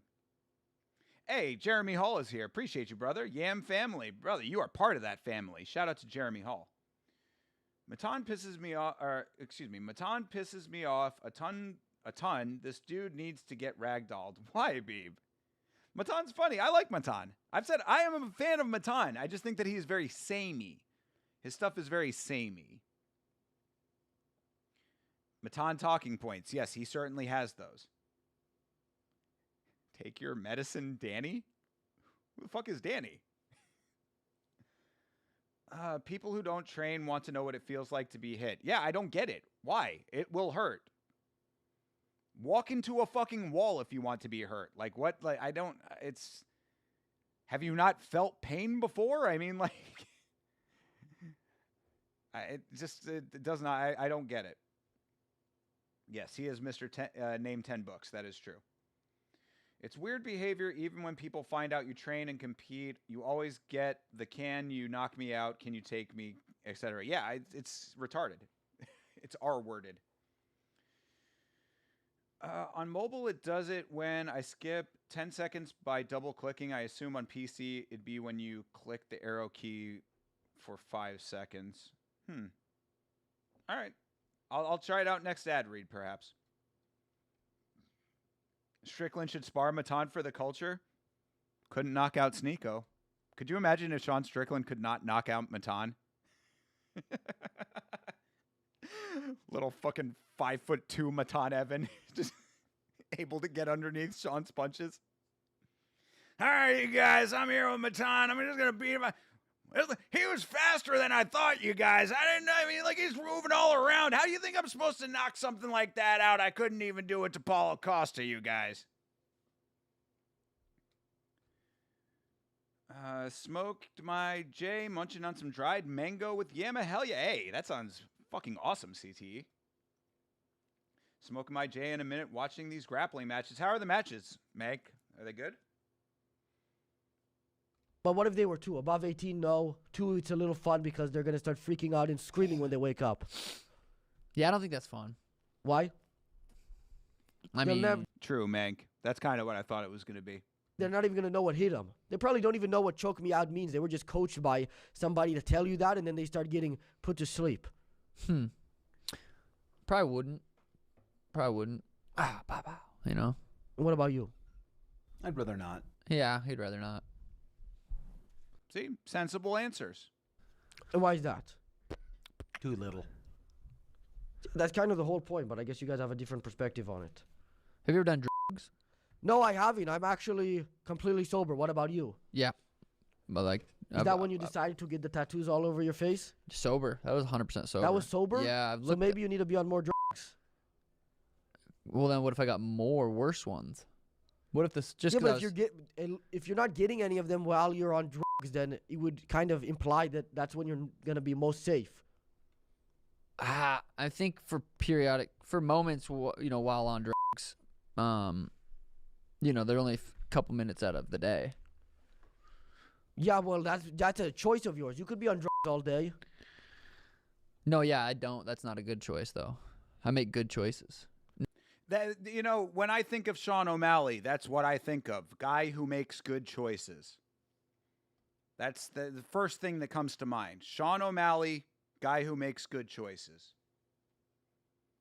Got 6'9" tattooed on his body by 6'9". Matan sparring Sean would be him running away still in his suit while trying to beg for his life. If Sean probably couldn't catch him, though. Couldn't catch Paulo. He was moving too quick, you guys. He didn't want to fight. But in all honesty, why would anyone go on Matan's pod? Because he's very popular and he's funny. I mean, like if you play it properly, I will give these guys a little bit of credit. Welch is kind of cringe on this, but I do think that Sean is playing it decently here. Like he's not leaning so far into the bit that it's not like I see that there is some entertainment value to this. I think that if you play the interview properly over here, that like it can be valuable. I mean, like, it can be entertaining, and obviously Matan has a lot of followers, so it's a great way to amplify your brand messaging.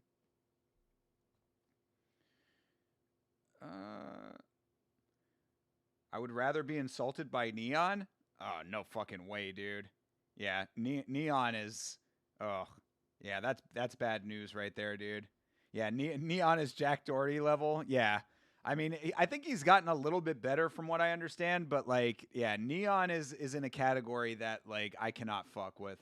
I certainly cannot fuck with Neon. Hopefully he's maturing a little bit. But like, I think it only came from Neon when like he started fucking with rappers and rappers were like, "Bro, you need to watch your fucking mouth or you will get smoked." And he was like, "Oh shit, I better tighten up over here cuz I might actually legitimately get hurt." And I was like, good call, brother. You're fucking with the wrong people. They'll put a contract on your head for like, you know, my dog will probably do it for a Louis belt kind of shit. Jack Doherty got bitched by Arlovsky. Big facts. Did a whole video about it. I think Matan is funny. Sal Volcano took it really well and came back for another episode because he enjoyed it and it got him some more views from Gen Z. Yeah, exactly. You reach a new audience with it if you do it right.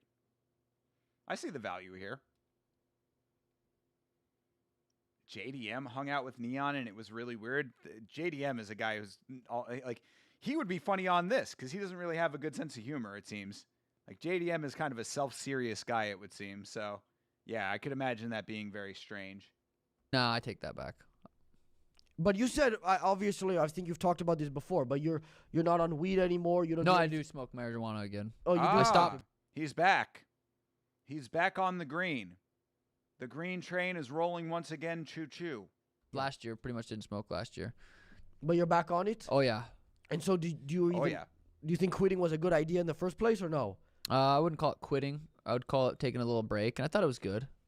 It was quitting, but it failed. Maybe that's one way to look at it. No, because when I started, I didn't say I'm going to quit forever. I said I'm going to take a break, so I didn't fail. I actually succeeded with the break. I think your coach keeps trying to smell this guy. It's a little weird. I don't know why he's doing that. I mean, they just do what they do, man. You know, 10 Mile, he'd be like that sometimes. Yeah, there definitely is a little side bit going on with Welch and 10 Mile. I'm liking it. I think it does add another layer to this episode. And if Welch is only going to come in with these little short comments, then interacting with the side character is a good way to go with this. I'm okay with this dynamic. What about the other guy? What about Mike over here with the face mask on?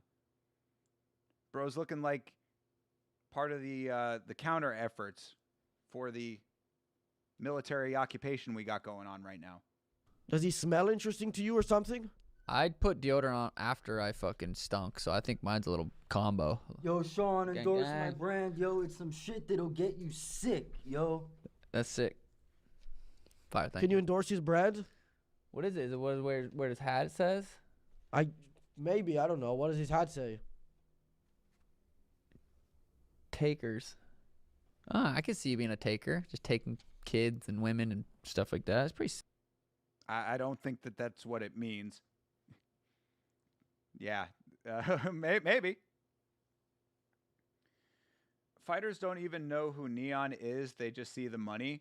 How much do you think that they're getting paid to be on those shows? That's the question to me. I didn't want to spoil early when Yama was Welch hating, but I think he plays this episode well. I mean, yeah, look, if it's, first of all, I think that anytime you have more than one guest in general, it throws off the dynamic of this interview. I don't think, like, in the Peyton Talbot episode, having his coach on there added nothing to that conversation. I think having a second guest, it throws off the dynamic. in the way that the pacing goes. Like there's a rhythm that Matan has with the way that he presents questions and allows the answers to go. Then the side characters get involved. There is a formula that Matan has kind of perfected with these things that I think gets sort of thrown off when you have a second person involved. So if Welch is going to be involved in this, like the way that he is, I do think that this is the best version of it. So I am going to give Welch a little bit more credit here. Interacting as a side character, like he almost becomes a side character, which is appropriate in the circumstance. So I'm okay with that. I'm okay with how this is going. Mask guy is only there to try and make people uncomfortable, never speaks. Yeah, I mean, see, that's the thing. Is like you have a lot of different potential there. It seems like an untapped potential in this circumstance, but I do appreciate that you've already got two very front and center side characters here, plus the actual interview. It's probably appropriate that side character number 2 just stays off to the side. Who is the meth head in the middle? You do not slander Mike, a.k.a. 10 Mile, a rapper from Detroit who is trying to amplify his brand messaging. Hey, Checkmate. What's up, brother? How you doing, bro? Good to see you, my man.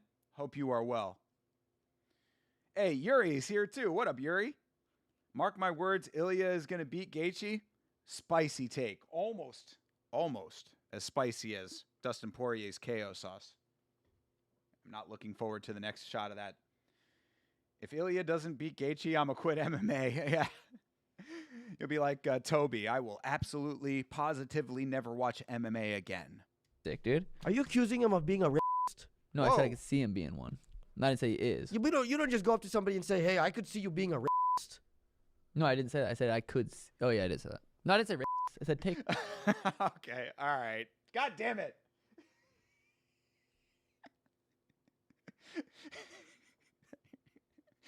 Oh, man. That was pretty funny, though. I didn't say. Wait. Well, yeah. No, I did say that. All right. We got to go a little bit softer than the last one here, because that was bad. That first one was hard. I don't know why the top keeps fucking up here. It's just supposed to. Yeah, there we go. Okay, it's just supposed to like twist up, but then you over twist it and it comes off altogether. God damn it! All right, going in for number 2.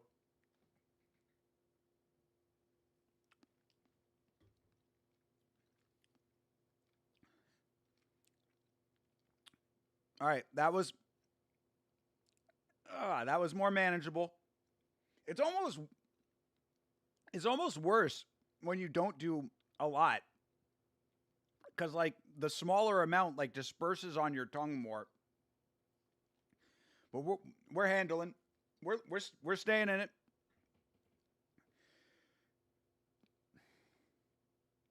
All right. Oh yeah. Yeah, you feel it in the nostrils. That's really where you feel it. You feel it on the tongue, and you feel it in the nostrils. And then the mouth starts to water. How's the actual flavor of the sauce? It's good. It's good. That's what I was saying before you got here, Hydra. Poirier's hot sauces are actually really good. And for a very hot sauce, it has a lot of flavor. It works really well on food. I'm a big fan of Poirier's hot sauces. But like I had said, you can see this one.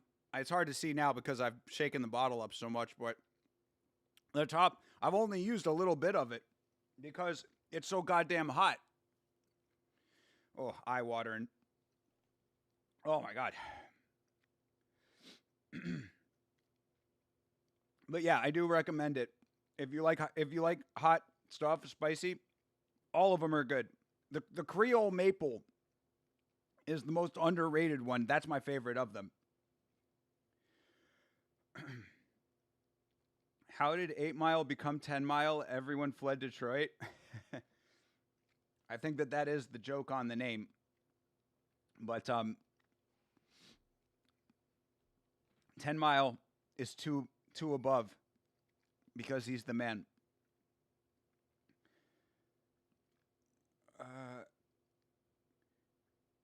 You have to do the Poirier sauce review in an Irish accent. Ask all of the Australian viewers how my accents are. They're not great. Sanjay, yeah, Sanjay definitely has spice tolerance.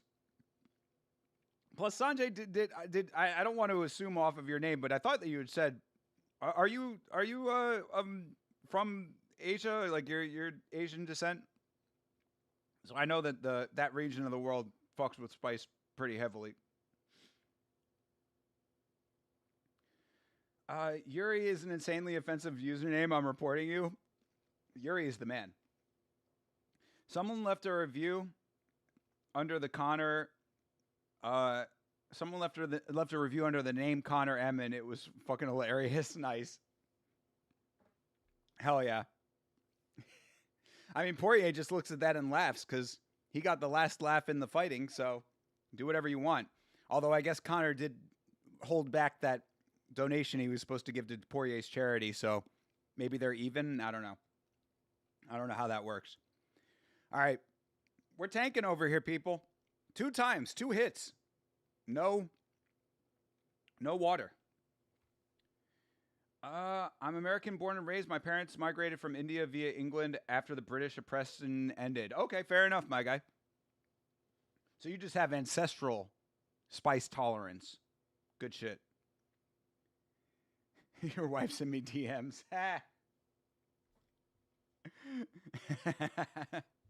Fuck yeah. Poirier just slapped some sauce at him. Hit him with the sauce. You're actually first generation born free. Fuck yeah, brother. Goddamn right. You live that freedom. All right. I'm actually pretty proud of myself with how I'm handling all of this. I thought this was going to be a lot harder. Trust, it's not easy. Plus, the top of my mouth, the roof of my mouth feels like it's getting eaten away. It feels like I have pizza mouth. You know, like when you burn your mouth with pizza? It feels like I have that, even though I do not have any burns on the top of my mouth aside from the sauce. So this might hurt a lot tomorrow. Well, you definitely implied earlier that he was a racist. Now you're implying he's like he's not even a racist. He's like a kidnapping racist. Exactly. That's exactly. And when you say that, are you saying it as a compliment or an insult? Because I know there's a little different perspectives on that. I would probably say it's not a good thing. But, you know, if you're taking kids and giving them a better life, that could be part of your thing. Maybe you're taking kids Would you trust from him bad with your families. kids? No. Okay, well then let's go with that for the future. Yep. Do you usually respond to the Russian models looking to have sex only 12 miles away from Peoria, Arizona? Not usually. Why not? I'm celibate, so I wouldn't respond, but I know that's obviously not the position you're in, so why don't you take that opportunity? Because I don't have... Where are the girls at? Very close to Peoria, Arizona, I guess. How would I know that, though? Like, Because that's what it says on the little scam box. what box? What are you talking about? When you're like trying to watch a fight for free, or you're like trying to stream a show Oh. off of like 1, 2, 3 movies? It's Paramount Plus, though. Yeah, well, now it's easier, but I'm saying beforehand, they'd have those little boxes. I'd pay for the pay-per-views. He's taking this in a direction that Matan was not intending.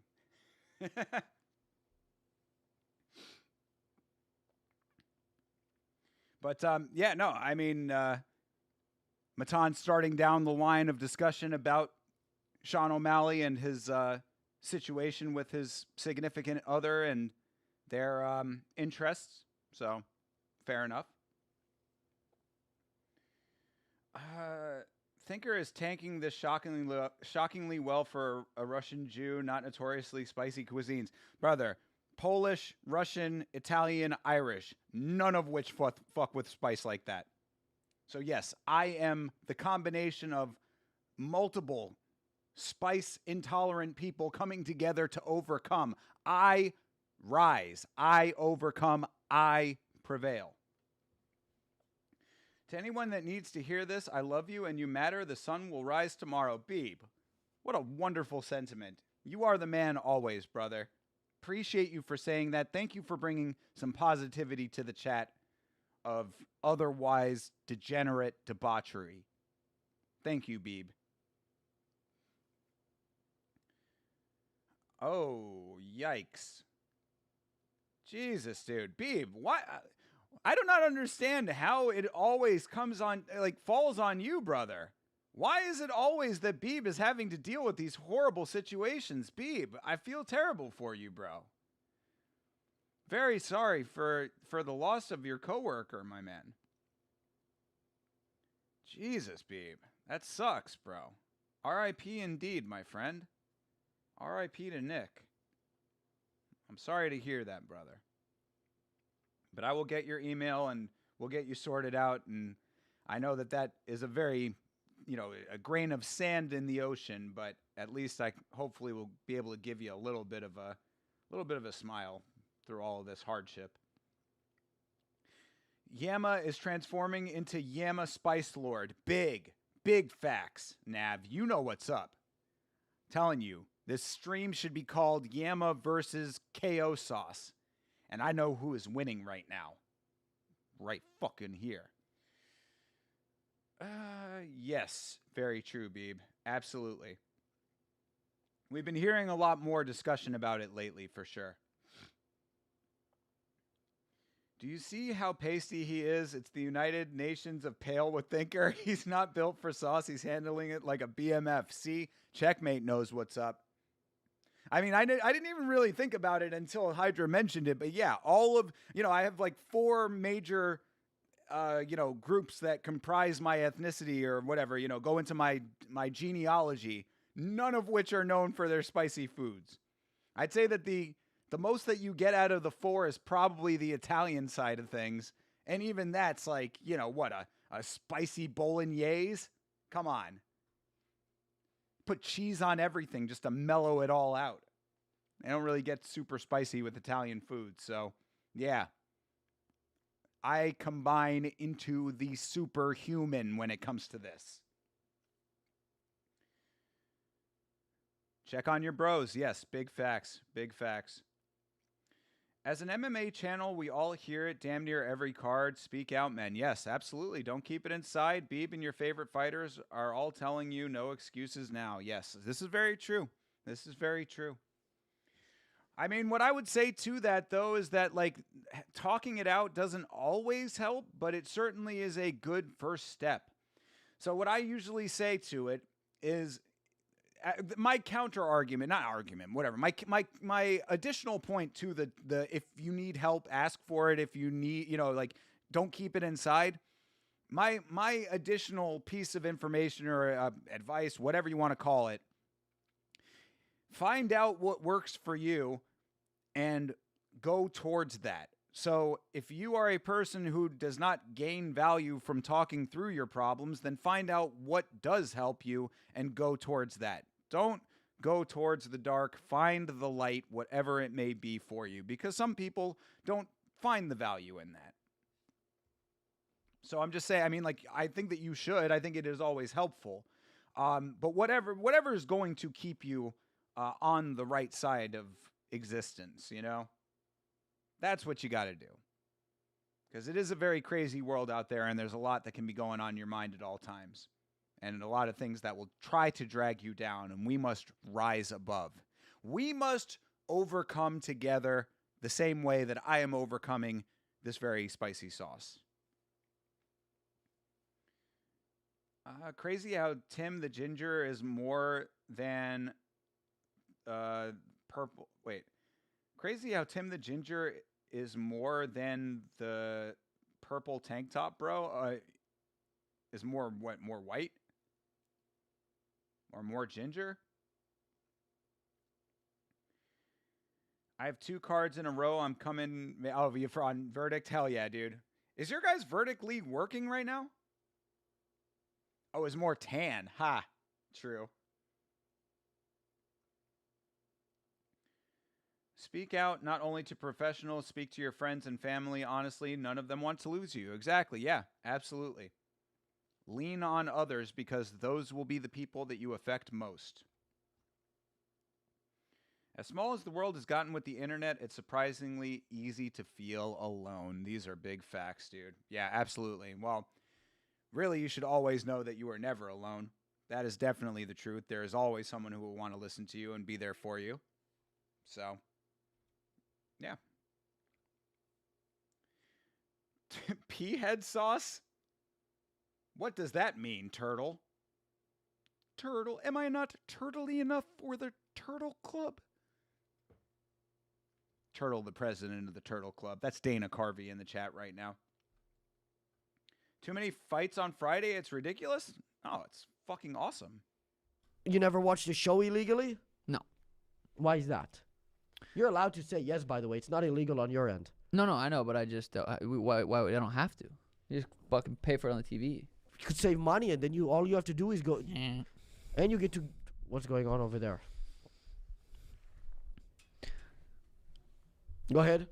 Good addition. Good addition by the secondary side character. He needed to do something. We needed to have something in there, you know? Yeah, I think it's great. I think you guys definitely need to lose your virginity because you'll see whole different things. You'll see things differently in your life. How do you know he's a Celibate. Yeah, I am. So you're saying I should start responding to those messages? Just dabble in. Hey, Dabbleverse confirmed. Tim Welch a dabbler. What do you think about the new tryst, or not tryst, the new rift between Stuttering John and Ava Riza? Tim Welch, your thoughts? Dabbleverse confirmed. Mank is on steroids. Everyone is taking steroids. True. This is Mank is a person who could possibly fall victim to the looks maxing community. Mank, do not start hitting your face with a hammer, brother. Please do it for your boy Thinker. Please do not smash your bones with a rounded, blunt instrument, okay? Do not inject foreign substances into your cheeks, any of them. And by all means, do not do methamphetamines and do not go sterile. All right? It's not worth it, bro. Clavicular taught us all. You will end up going celibate and you will end up attempting to murder someone with a Cybertruck. Too late? Fuck. I accidentally, it's not an accident. When you click the little button to play the fight or the movie, it'll just automatically take you there. But so there's Russians around here, though, you're telling me? That's exactly what it said. I better find out. I was trying to watch a show last night, and that's what it said. Russians. I do like Russians. Okay, but aren't you married, or is that? Yes. So maybe that's why you shouldn't respond? That's why I don't respond. Okay, good. Yeah, got to the bottom of that pretty easily. There you go. Making progress here. The UFC has been criticized for giving you white privilege. Yes. Do you think this is fair? Absolutely. How is that not just obviously racist? Well, I think they mean when they say white privilege, they're saying Dana White, his last name, not racist, is giving me privileges. So no, that seems like a cop-out. That seems like an excuse here. I think they that's mean where that was my understanding. I've never heard of Dana white privilege. I've heard of white privilege and even many other factors. There's white privilege, like I mean, you see anybody on my team that's not white? You know what I mean? What are you? 10 Mile. Clearly not anything besides white. You do. I can't tell what he is because he's got face mask thing on. You can see his hands. Oh yeah, you got little ass hands. That's fire. Damn. And I know. That's fire. I give Sean credit for that too. Just straight out saying, yeah, no, I did get Dana White privilege. At least he acknowledges that. I appreciate that. I appreciate the honesty in that. Because, if there was ever anybody who got Dana White privilege, it is him. He is the first person. If you ever ask me who has been hotshotted in the UFC, he is the first person that I think of.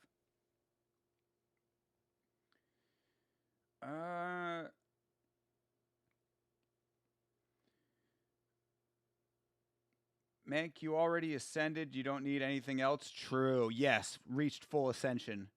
Hell yeah, dude. How do they know when they have ascended, by the way? Like, what's the actual metric? Is there quantifiable ways to know that you've ascended? Don't go sterile, Mank. Thinker has big plans for you. I think that's Savage. Savage has plans for all of us. And all of our orifices. What? They always call it Dana White privilege. That's a Little hands made you laugh. What? Was it?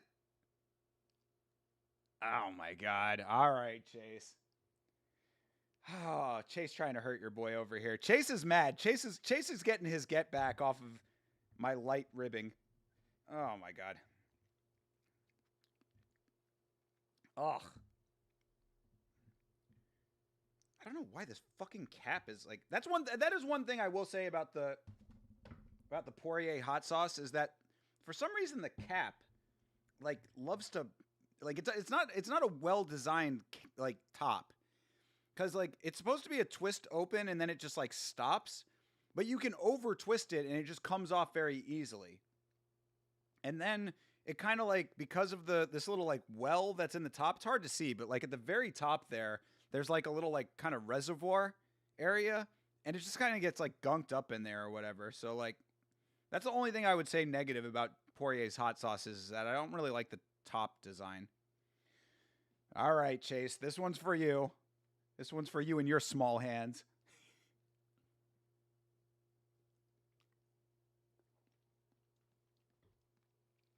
That was 2. I thought the first drop wasn't enough, so I went for a second one for you.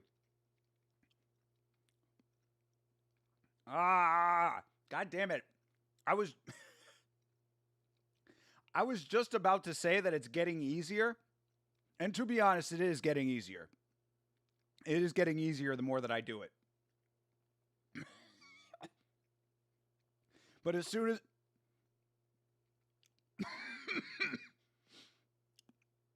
oh, it hit like deep in the throat. That was bad.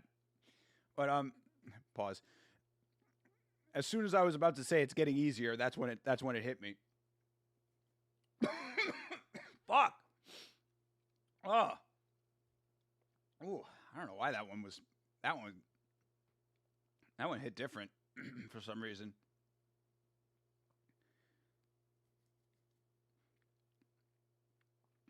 They got Walter Walker as the announcer for the hype event.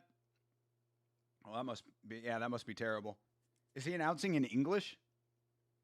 Oh, good Lord. Once you start trying to ascend, you get body dysmorphia and there's no end. That's what I mean. It's like a never-ending process that only serves to hurt you in the long run.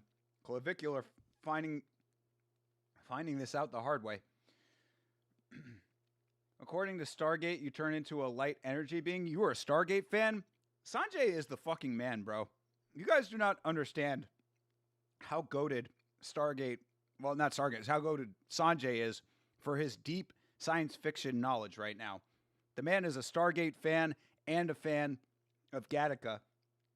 Probably also a Farscape fan, I would suspect. Farscape. Definitely a great show back in the day. A little bit too goofy at times, but still quality. Good puppeteering, too. Good puppetry. That was Jim Henson's Creature Shop.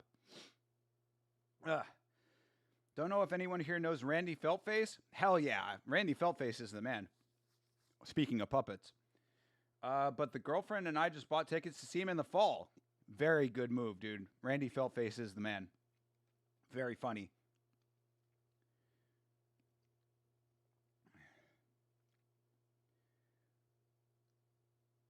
Jim Henson's son. Yeah, exactly. That's Brian Henson. That's the Creature Shop. That was after Jim Henson's passing. Trust, I know a lot about Jim Henson. Sanjay truly is the GOAT with 2 screens to pull shit up. Goddamn right, dude. Sanjay with the deep ball knowledge and the means to do the research. You're going to deny it, but you're clearly 100% white too. Big hands. 70% white. Knock people 100%. out. Kill people with Your hair is orange. There's no Native Americans with orange hair. That doesn't exist. They're rare. No, they don't exist. It's not even possible genetically. Following up on that, has anybody ever told you your hair was orange? In high school, they called me ketchup. Damn, that's red. fucked up, dude. That's what I said. That was your argument? Hey, hand me one of those? Did it work? No. Oh, okay. Hand me one of those? I was having Mike. I was going to have him grab me one. Oh my God, is that a Zin? Is that a Zin? We are really going Zoomer coded here. This is some Gen Alpha shit right now.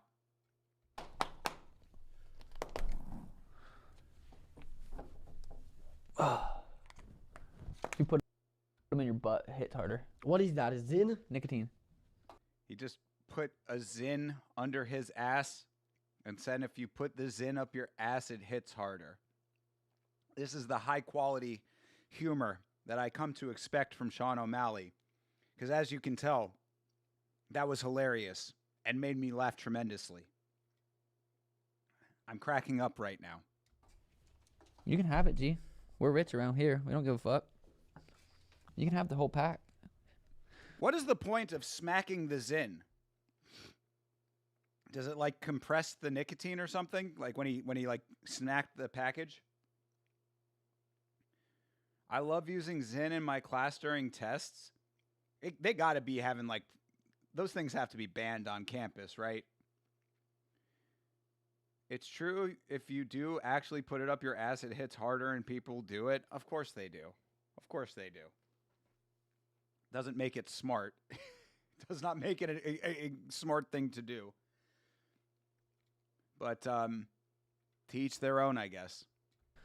You know, I don't want it. What 10 miles. He just grew up like they can't help himself. Just grew up taking shit and. This is why I'm saying we need to implement eugenics. You want more people like this running around? Absolutely not. You want this guy running around your gym? I mean. Which group has the most disgusting cuisine? Cuisine? Yes. Food? Yeah. Yeah, Sean. Cuisine means food. Like, was that part of the bit, or did he really not know what cuisine means? You've probably heard of lean cuisine. That's food. Extrapolate, Sean. Your teachers don't care at least. Well, you're in college, though. You're an adult. I'm talking about in high school. Because I know that there's definitely a problem with, like, young people doing the Zin thing. It gets them to stay away from the top so they don't spill out when you open them. Oh, okay, got you. I guess that does track. Earlier, he straight up didn't know what celibate meant when Matan said it. Really? I didn't notice that. That is pretty funny. I'm looking forward to this answer. I have yet to meet any cuisine I did not like. Yeah, I was actually trying to think of what my answer to that question would be. The worst cuisine. I mean, if you want to go for the memes, I guess British would be the first one that comes to mind, right? British known, as not great cooks, even though I don't think that that's really true. Worst cuisine. I mean, I think you can find good food in any culture. You know what I mean? Like, I think every culture has some good food. There's cultures that I have not tried the food of, so maybe I wouldn't know. I mean, not to cast shade on my dude Bloomis and my absolute great friend, Mr. Rage Quit, but I've heard that Sturstroming is very disgusting.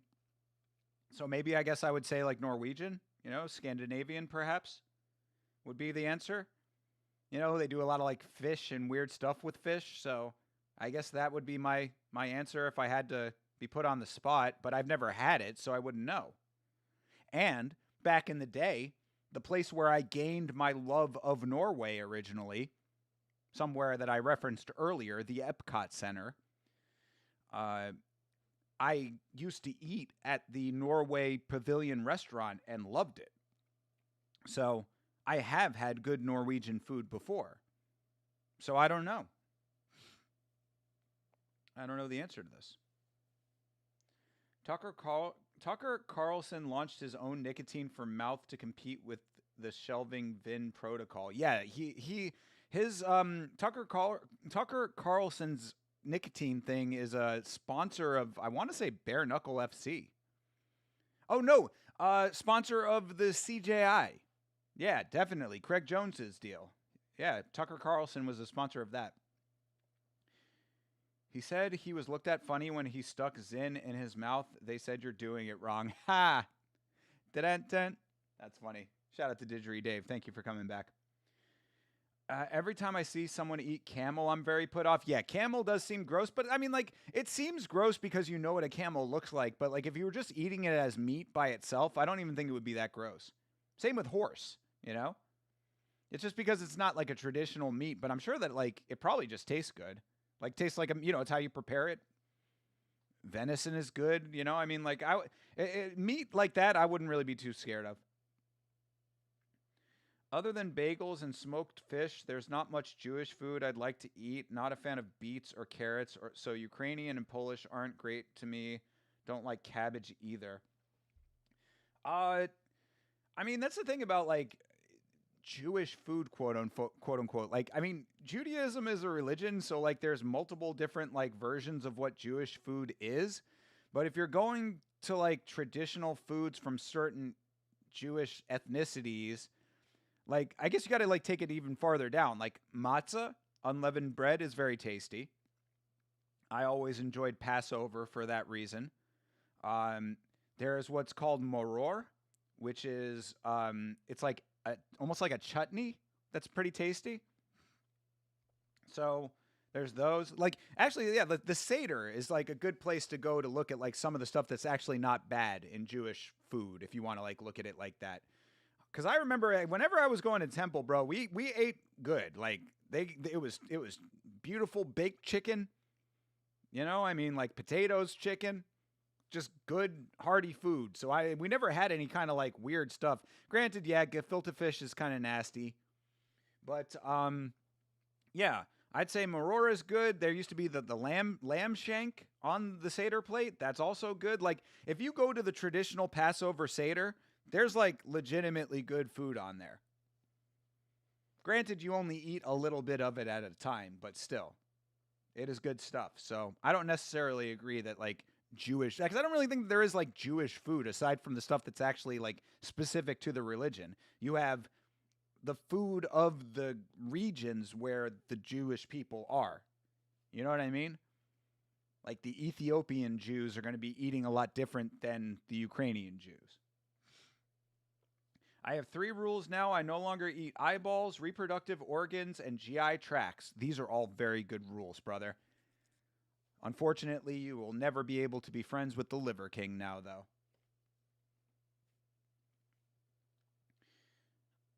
Copious amounts of fat. Oh, all those things that he mentioned? True.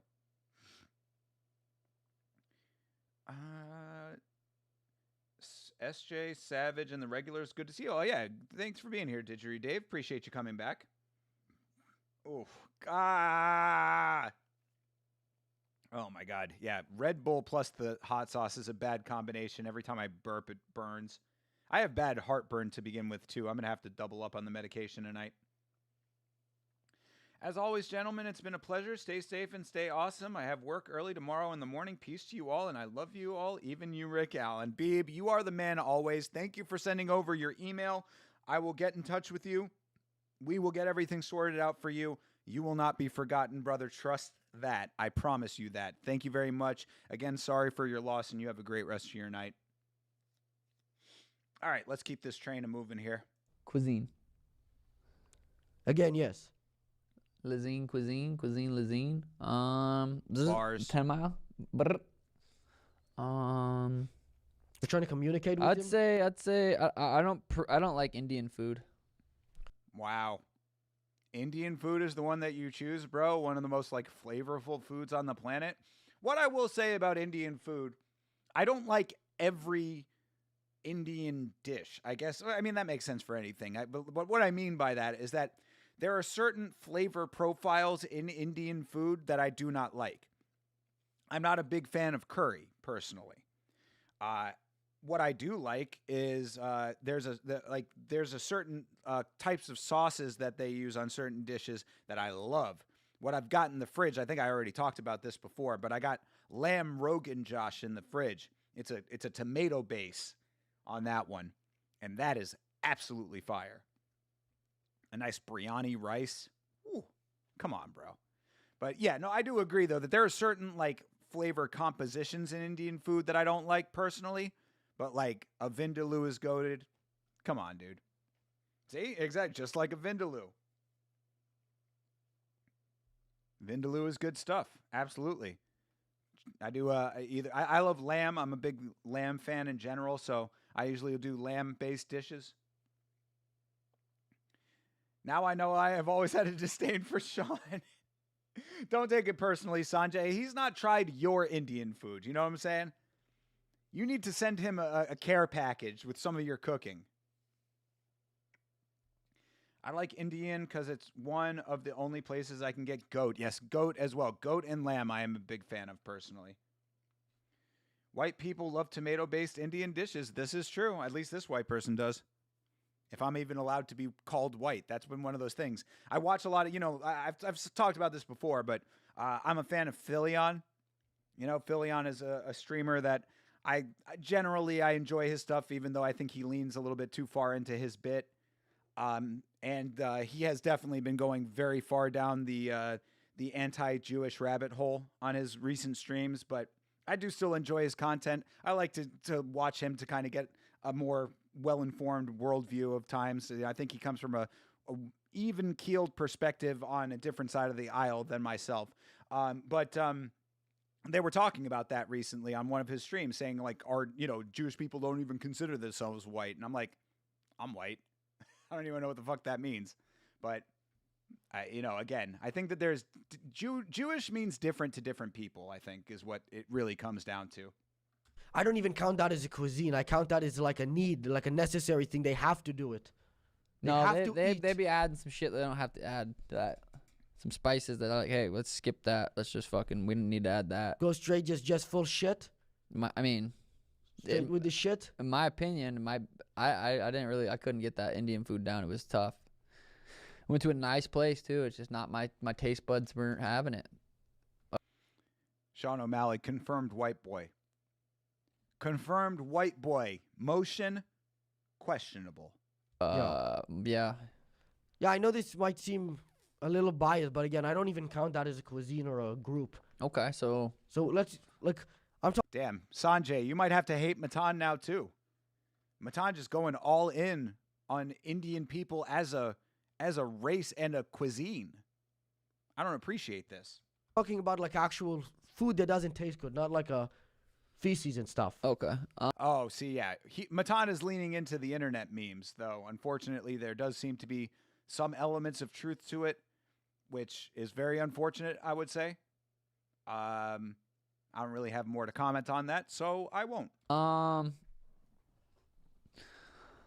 Food that doesn't taste good. Mexican food's good. His hair is falling out. It's called stress. I'm stressed, man. Right now? Oh, so stressed. I don't know when I'm gonna fight again. We might never fight again. Why is that? You just never know. You don't know if we're gonna wake up tomorrow, so I'm stressing. And now he's on the White House card. Dun-dun-dun. You're stressing about waking up tomorrow? I mean, I don't think that stress is gonna go away. That's not, unless you die, I guess. My hair's falling out, man. I'm just stressing. I think they just did a bad job with the dye. They probably used like a not safe dye. Organic. Yeah, maybe try out what he's doing. Put it back in your head. You're taking it out. Why don't you put it back there? Yeah, there you go. It's a good idea. Ugh, God, that's a good idea. gross thought. Ah! Did you get him? Yeah. He went like this. Started chewing on his tongue. I was like, yo, careful. I think that has. Funny faces are funny. You make a funny face, that gets people laughing. You've dealt with worse. That is why I learned martial arts based, Sanjay, and yeah, I'm sure you have. I know what I've, just stuff that I've experienced, online. I'm sure that it's tenfold for, people of different pigmentation. So yeah, I completely understand, brother, and good for you. Nothing to do with you. I think that's just what those people do naturally. Those people? Whites? People. Oh. Did you ever go to the Lost and Found and start stealing shit? No, but if there was something fire there, and I'd say, hey, how long has this been here? And if they said over 30 days, I'd probably grab it. Can you just go to the Lost and Found and just claim stuff? Where is there just a mass Lost and Found? You know what I mean? Is there a community Lost and Found? Lost and Found is usually at big places. Theme parks have a Lost and Found. Department stores, I would think, shopping malls. But you can't just go to a Lost and Found. Where is there a Lost and Found that's just out there? You don't tell them that it's not yours. You got to just go in and say you're looking for something, and then you take it. I'd say I've been looking for this. Has it been here for more than 30 days? Why would you say 30 days? Because then, like, I feel like I could grab it because ain't no one's going to come back and grab it after 30 days. I just feel like it's fair. Yeah, but if somebody lost it the day before and then you grab it, then they're not going to grab it in 2 days because it's not there anymore. It's yours now. Exactly. Finders, keepers, losers, weepers. You ever heard that? Yeah, I agree. They lost it and I found it. I'm just saying, why would you wait 30 days? You're giving them the opportunity to get it back? Yes. What, is it like a nice gesture? Well, I would hope someone would at least wait 30 days before they took something that I lost. 30 days. If you lost something important, you'd probably want to get it within 30 days. So you'd figure. Do unto others as they would do to you, or as you would have done to you, right? Do unto others as you would have done to you. Golden rule. This tracks. This is great right now. Sean O'Malley dropping wisdom on us. Can you tell how much fun I'm having with this? No, this is fine. This is okay. This isn't as bad as I thought it was going to be. It was meant to be a compliment. Oh, I don't know what's going on over here. Getting too deep into ethnic elements I'm not aware of. Figure out where it's at. And what about with his people? They lost a lot, but it's been about... I wouldn't want to be called an American. Ban yourself, Hydra. You should be proud to be a North American. We're in this together. 300 years, but they won't stop complaining. So kind of time is up, right? It's a good. I mean, hey. They give us casinos. They give us casinos and a monthly stipend. So they get shit. I wouldn't say they give them casinos. They like give them small patches of like land that's in the middle of a flood, and then they just decide to build casinos on it. And then like 98% of them live in rubble, which I guess is why they're complaining. Have you ever been to an Indian reservation? No. They're scary. It's sad. A lot of I've looked at one sad through a place. telescope. It's a sad place. I think that's called a computer. A computer? It's Oh, where you never went there. You looked at one through a No, computer. you did. I thought you called it a telescope. I think you meant computer. No, through a telescope. I got close to one, but I didn't want to go in because I was scared they were going to eat me. They're cool. They're nice. They're good people, but they live some rough lives down there, especially where it's cold. Fucking below zero. Fucking ball sack just frozen. No. And what about you? Have you ever met one of them? My father is one. No, I mean like actually one, not like, like for real. Yes, born and raised on a reservation. Was he born and raised on a Yeah, reservation? That is true. His Oh, dad wow. is fucking native. Very native. That's interesting. I did not know that about Tim Welch. I actually do not know a lot about Tim Welch, period. I thought about that a while back because at one point I was actually researching Tim to potentially do a video about him because I was like, who is this guy? He fought a couple of times and now he's got one student. He's a coach to one person. This was, of course, before Tommy McMillan. I said I didn't really know much about Tim Welch. He had a small MMA record of his own, and then he was known for being Sean's coach. And I looked into him a little bit and could not find much about him. Like, he doesn't have a lot of information about him publicly available. So this is actually very interesting to know. I'm learning new things like I always do on the stream. You're proud to be Canadian, where at least you know you're almost free. Jesse Dunaway is here. What up, Jesse? Good to see you, brother. Gurkhas are an elite Nepalese Indian Special Forces unit, to my knowledge, very badass, known as some of the top warriors for hundreds of years. Cool. All right, learning new things about that, too. Oh, geez. That's a Sanjay with some unfortunate life circumstances there. Yeah, sorry to hear that, Sanjay, but that's, I guess, what turned you into the man you are now. So shout out to you for overcoming hard circumstances. I actually do not speak my native language, English and French, French not so much, but I can still read it. Oh, did you learn French in school? That's me with Spanish. I want to learn how to speak Spanish fluently, bro. That's one thing I would really like to commit to someday. Is just hunkering down and actually becoming fluent in Spanish. Because I know enough about it. I know enough of the syntax and the sentence structure and all that. And I actually think in Spanish from time to time, depending on what it is. And I'm like, man, if I could actually just like really like commit to learning this language, I bet I could. But I just haven't. Sucks. Oh, goodness. His name's Chief Red. Chief Red? Chief Red. Chief Red. I don't know why you got it, but it's okay. I think they're just not really super creative at coming up with names. It's like Chief Red, Chief Doggy, Chief Flying Ball. Squirrel. You know what I mean? Is that your favorite basketball player, or do you just like balls on your back?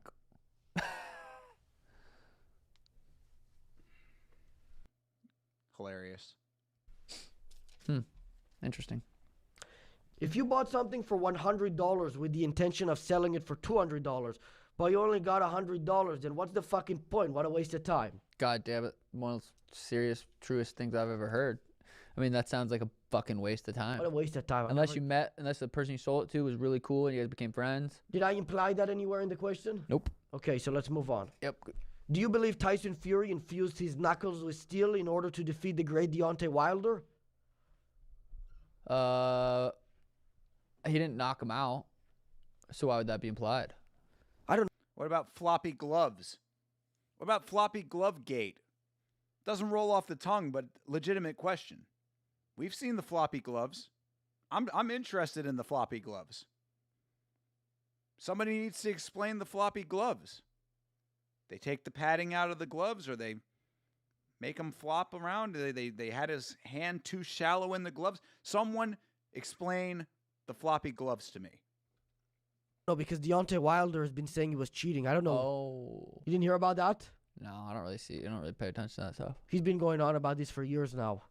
Yeah, no shit. Deontay Wilder he's getting wilder by the minute. I don't know if you guys have been keeping up with Deontay Wilder, but man, he's been going off the deep end, bro. Deontay Wilder is like really starting to lose it. And to still be going on about Tyson Fury at this point is pretty crazy, but he certainly is still doing that. So yeah, things are not looking great for Deontay Wilder as far as his mental state goes. Damn. I mean, that would be unfortunate, but Tyson Fury, you know? What? Freestyle, 10 Mile. Come on now. Yes, please. I need to hear rap from this dude. Is he looking up bars on his phone right now? It's not freestyle, so that doesn't count, but at least I'll take any rap. I'll take any rap from him right now. I'll drop a beat, you drop the bars. That wasn't terrible. That was actually acceptable beatboxing from Sean. He's not very good. I'm gonna go through your search history. Yo, I'm here with Sean O'Malley, 10 Mile. You forgot to push play. There you go. That's it. Yo, I'm here with Sean O'Malley, 10 Mile. We're here. We'll make you famous. Yeah. Almost. Went a little off beat on that one. He just got done doing drugs. I watched him sniff something in the bathroom. Was I not supposed to say that? Fuck. Sorry. Cut that. We can cut it. We can cut that. God. You guys done? I don't know what's going on over there. 10 Mile. You know him. Promoting his shit. Takers. Did you dye your hair rainbow to take it back from the gays? Reappropriating. I used to do a bit about that in my stand-up act. I used to do a bit about reappropriating the Sig Heil. That might have been my closer on one of my sets. I always used to switch my stand-up acts, so like I never had the same set twice to keep it interesting for myself. But that was one of my jokes. I did a whole bit about taking back the Sig Heil. Deontay isn't losing it; he's lost it. Yeah, big facts. Mitchell versus Silva just ended. How was it? Was it worth? Didn't seem like it would be. But yeah, reappropriation, take it back. I mean, there's some validity to that, you know? Gay community just takes the rainbow away. I mean, rainbow's still dope. I mean, it's dope. I'm glad that they have it, but like, you know, it's could have been for everybody. I mean, I guess technically it is still for everybody. It was entertaining, no sub from either. That is exactly why I had no interest in that event. I was like, once we saw the Shara Bullet versus Arman match that ended in no sub, I was like, great. then what's the value here? There is none. So I'm not surprised at all that there was no sub. Rainbow ruined? Now, see, that's the thing. It's not ruined. It's just been taken by a community or appropriated by a community, but it can still be used for anybody. Yeah, it is true. It is true. That is definitely a part of their, I don't know, their outward presentation. But still, I mean, you can still enjoy a rainbow as a straight person. I think that's the reappropriation, perhaps. I mean, I did hear the rainbows kind of. They kind of took the rainbow and ran with it. I did hear that. But Skittles said, "Taste the rainbow." Wonder if they had to change that as the rainbow became more associated with that community. I don't know if they use that. Do they still use that motto for Skittles? It's an interesting question. Couldn't tell you the last time that I saw a Skittles commercial. They used to advertise Skittles on TV regularly, and I don't think I've seen it in a while.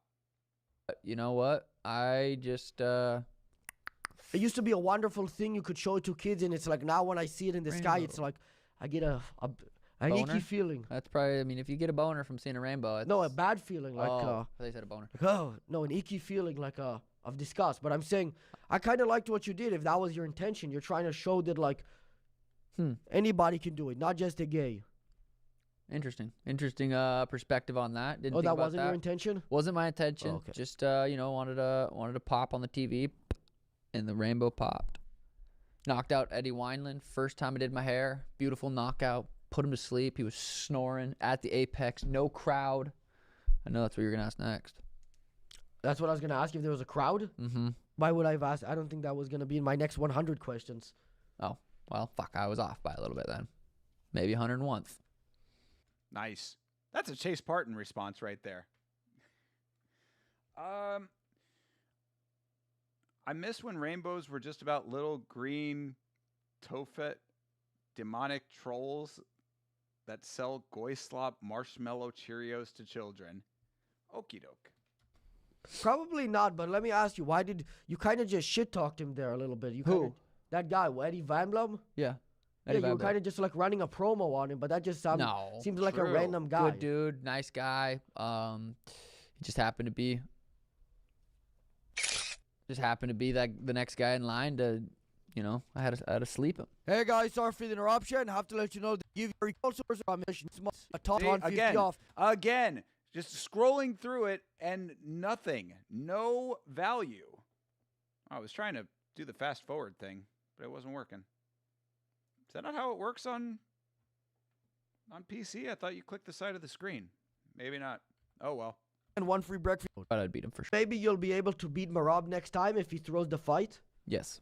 If he threw the fight, I'd beat him for sure. Yes. 100%. Is that what you're going to try next time? Maybe offer him like $1 million or something? No, probably. I mean, I still think I, could knock him out.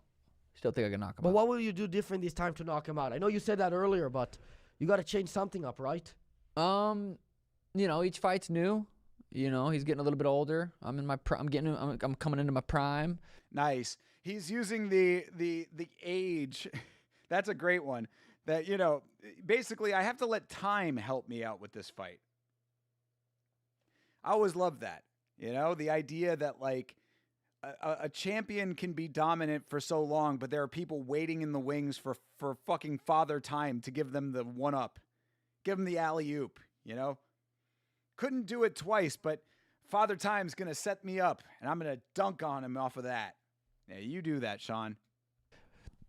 Who knows? I mean, I don't know if we'll ever fight again, to be honest. We're 1-1. People want to see the trilogy. Fucking 10 Mile's been back. Nope. Nobody wants to see the trilogy. There's not a single person on the planet aside from Sean O'Malley who wants to see the trilogy. I speak with confidence on this. Bagging us for the trilogy, so we might see that. I've seen the opposite reactions. I've seen people saying there's no reason to do the trilogy because it's 2-0. Yeah, I've seen that too. I'm not sure where people get that. Because that's what it says on like misinformation. No, that's the official record. Do you think that the official record? This is how he got on the White House card, by the way. Record says 1-1, or that's just what you think? How you think the fight went? In my mind, official record is what I think, right? Or no? Not at all, no. Okay, well then, yes, it's 1-1. I guess since the fight didn't end in a knockout or a submission, technically it's sort of subjective how it went, but officially it's not subjective. Yes, I would agree with that. And do you think maybe it would help him next time if you were able to get him one of your people's weapons, like one of those rocks That would help. attached to a piece of like wood or whatever? A bow, maybe? I don't think they're allowed to use those things. That's too advanced. Didn't they create them?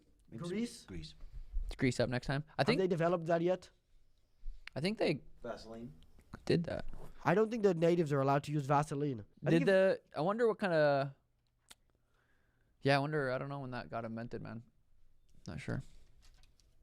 have you ever gone into a fight confident you were going to lose? Yes. And which one was that? Aljo. Really? And I won, boy. Knocked his ass out, boy. Yay. Sit. I don't know if he thinks he's going to fight you or what he's doing, but this is what I mean. He's clearly not extremely intelligent. That's interesting if he actually is being truthful about that. You know?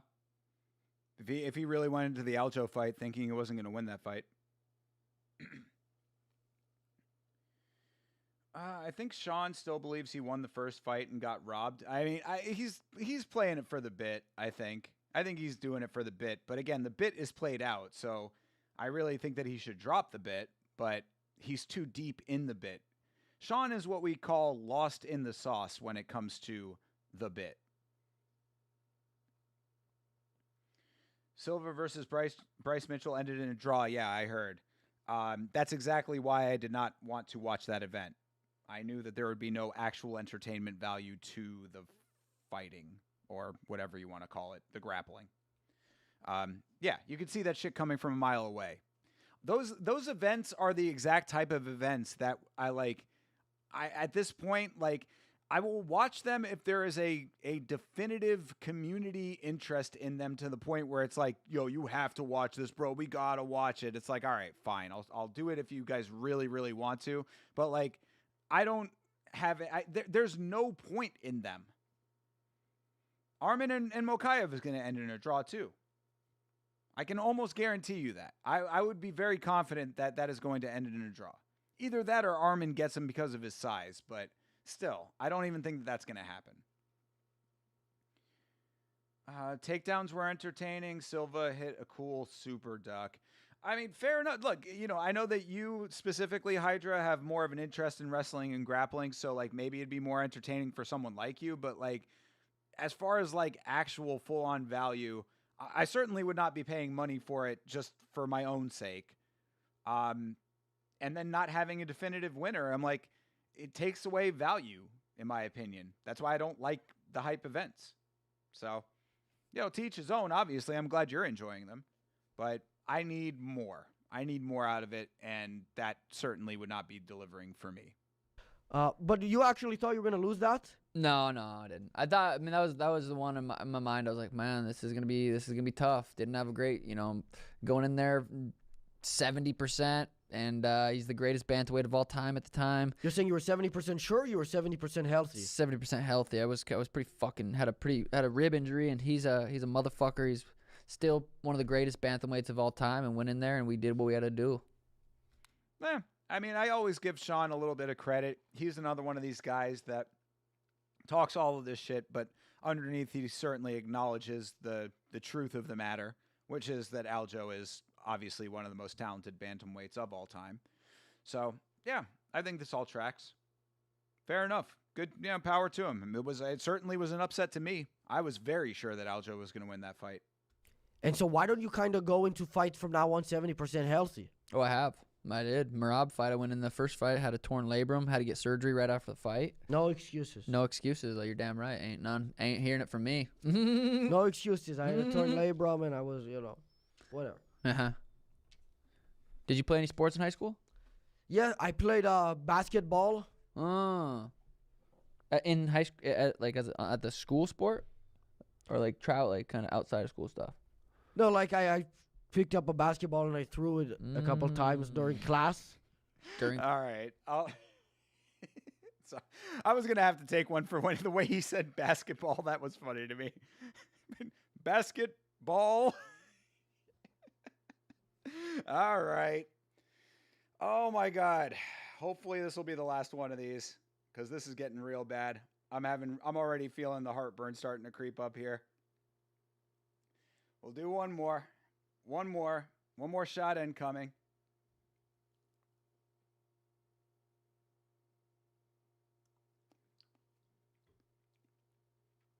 Oh. Oh. There was a little bit of chunkiness on that one. I think there was a chunk of pepper in there. Oh, God. Damn, Matan and his delivery.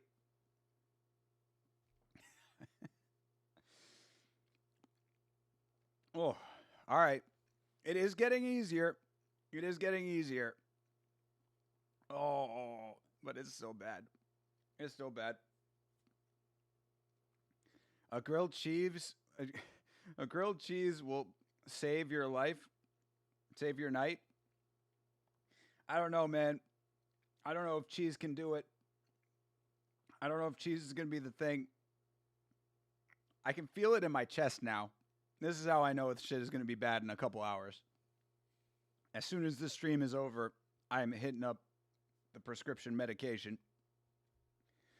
Oh, golly. Yeah, I can feel like a burning in my chest right now. I'm not even joking. But it is getting easier. It is getting easier on in the mouth. You're craving Pop-Tarts? Haven't had any in years? I have never liked Pop-Tarts. Never, ever. I used to, back when I was in like grade school, I had friends who would like bring them to school.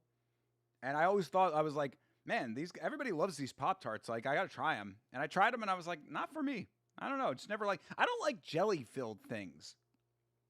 I'm not a fan of jelly filling in most things. I don't like jelly-filled donuts. I'm not a big fan of jelly, period. I don't like jelly-filled candy very much. Yeah, not a fan of like filled things in general, like cannoli. I don't like cannolis. That's cream-filled. I don't even like that. So, yeah, never been a Pop-Tarts fan.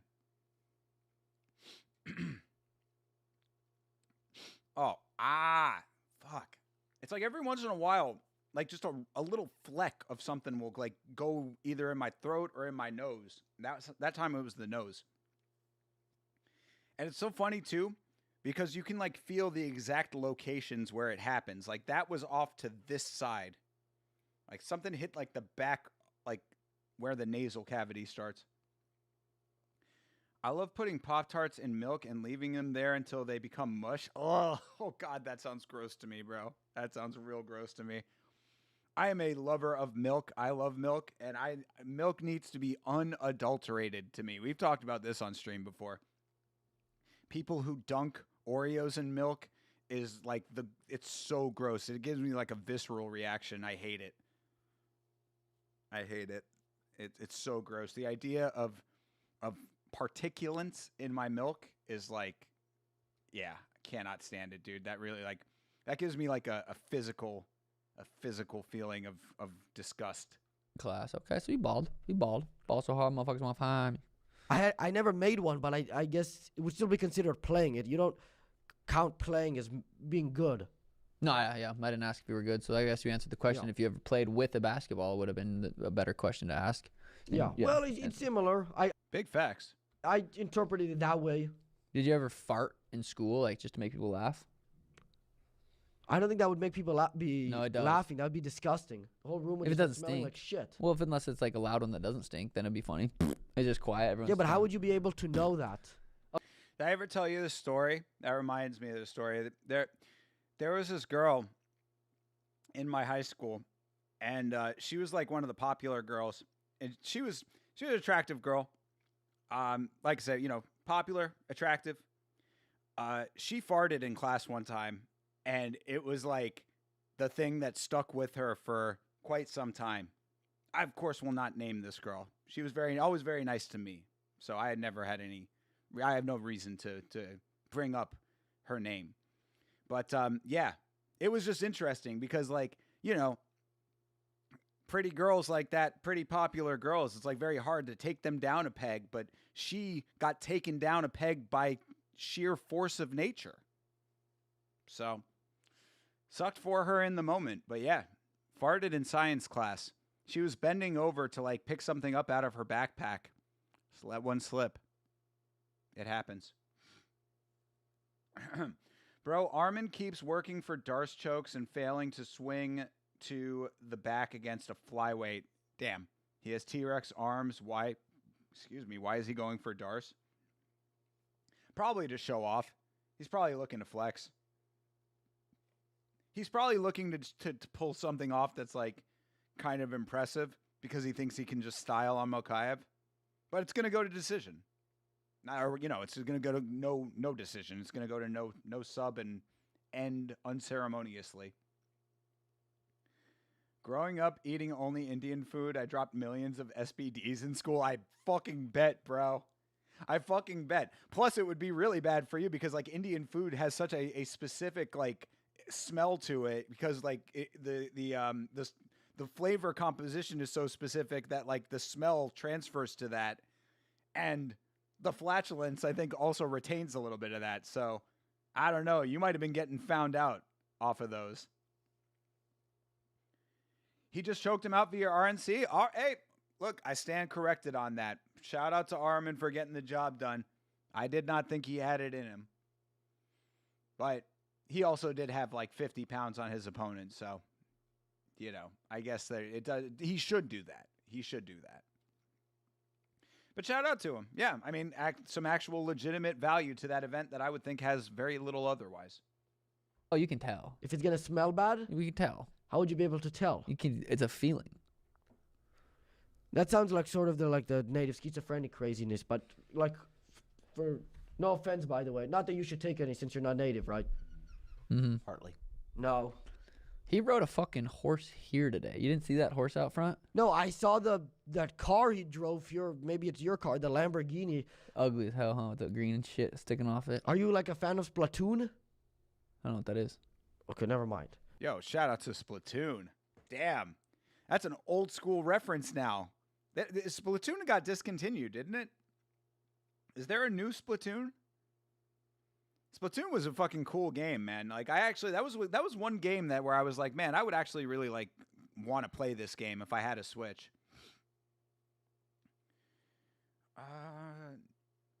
No UFC return for Mokaev because he lost in hype. I think they'll let him return.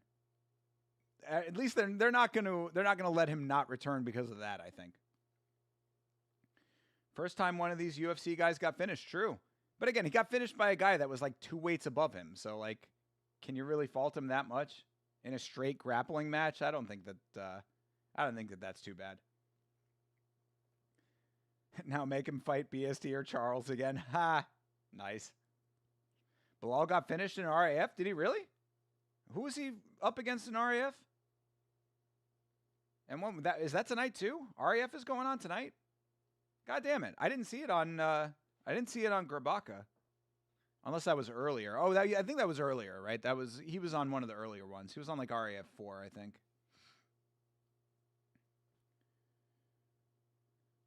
I love all people. I believe there's a certain percentage of humanity as a whole that are just shitty. Very true.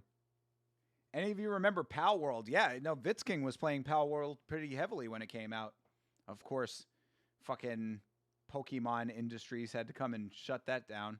Sucks. I don't know why they were able to. Like, I think Pal World had a pretty good case for not being shut down. I think it was unique enough that they had a good case. But of course, Niantic with their massive amounts of legal could get anything taken off the internet, I guess.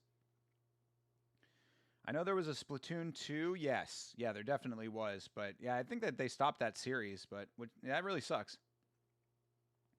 Never played it, just saw people were mad about Pal World. Yeah, Pal World was very popular. Like I said, Vitzking was a big fan of it.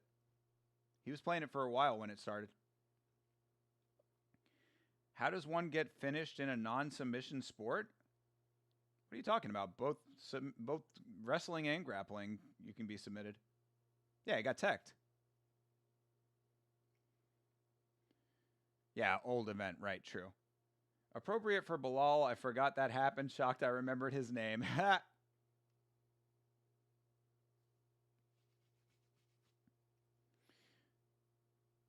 Power World is still around. It's actually leaving beta this year. Oh, great. Okay, cool. I'm glad that they didn't get taken off altogether because I know that Niantic was trying. Good deal. Good for Power World. They deserve it. You cannot copyright the idea of having multiple creature characters. If so, then shouldn't Logan Paul have been sued into into oblivion for the fucking Crypto Zoo? I mean, he should be sued into oblivion for Crypto Zoo for a lot of reasons, but that among them, perhaps. And what did you drive here? Porsche. See, I caught him. You thought he was gonna say that, huh? I said horse, but it was a Porsche. I missed. That was my miss. Is that the one with the horse on the front as the logo? Yeah. Is that what you meant? Yes. He just smelled him again. What's up with smelling him? Is that something you usually do? You haven't smelled me. Not that I take any offense to that, but are you the richest person in this disgusting city that you live in? Probably not. There's probably some people there. Some. All right. God damn it. Oh, bro, fuck. I will say that people being blatantly disrespectful to like things like people's cities is kind of funny to me. So Matan just keeps catching me off guard. That is the essence of comedy. So I'll do one more. Matan got me again, god damn it. Oh, and I'm getting this all over my fucking fingers. This is really bad.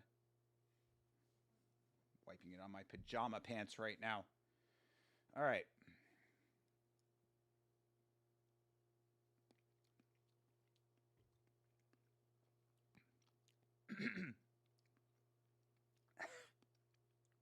All right. We're still locked in. Armin does not want any of Chuck in a submission match. Charles can submit him even if Armin is on top.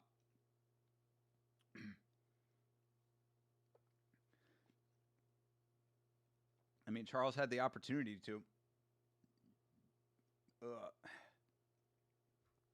Charles never gets any credit for how strong he really is. He looked like we talked about it on the podcast. His striking looked great against Max.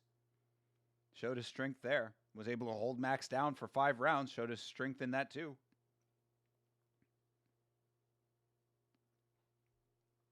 Yeah, had to do another one. That was a small one, admittedly, though, but my chest is on fire right now, so I got to be careful here. I might be doing myself irreparable damage. I'm eating away the lining of my esophagus right now.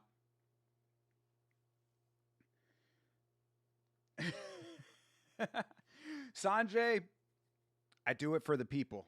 I do it for the people. And also, to be perfectly honest, as much as it is very painful right now, I appreciate that Matan is actually making me laugh in this thing. And honestly, if I wasn't doing the challenge, I'll be a little bit charitable to Sean as well. I think Sean has been pretty personable in this interview. He's not over leaning into the bit like I thought he was going to. This is actually a much more listenable episode than I was giving it credit for when we were coming into it. So I do think Sean is very cringe when he does this little like laugh along thing, you know. But aside from that, this is actually pretty okay. I'm okay with all of this. Charles had Armin with a triangle armbar at the end of the second 2. He got saved by the bell. True, that is actually true. That's a good point. I forgot about that. That is a legitimate fact. Hidden ones that are secretly rich. Really, you think so? Where would they be? If you're really, really, really rich, you don't wear shit like this. Shit like what? Like a Richard and this fucking. You don't wear shit. If you're really rich, you don't wear that shit like that. Well, yeah, that's just a way to get robbed, I guess. Yeah, but we got swords and we got shit up here. Yeah, I don't think that or your fighting abilities would help much against a gun.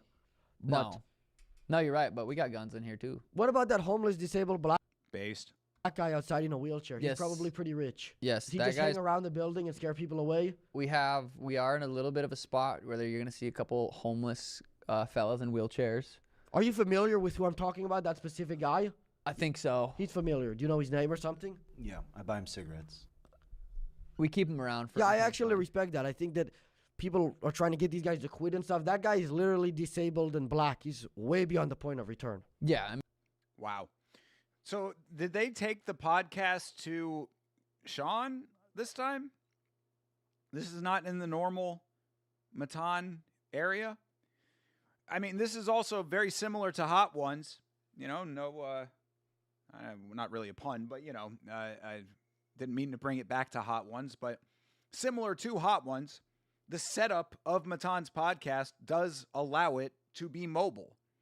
All you need is a number of white curtains, a couple of poles to put them up on, a couple of tables, and you got a podcast.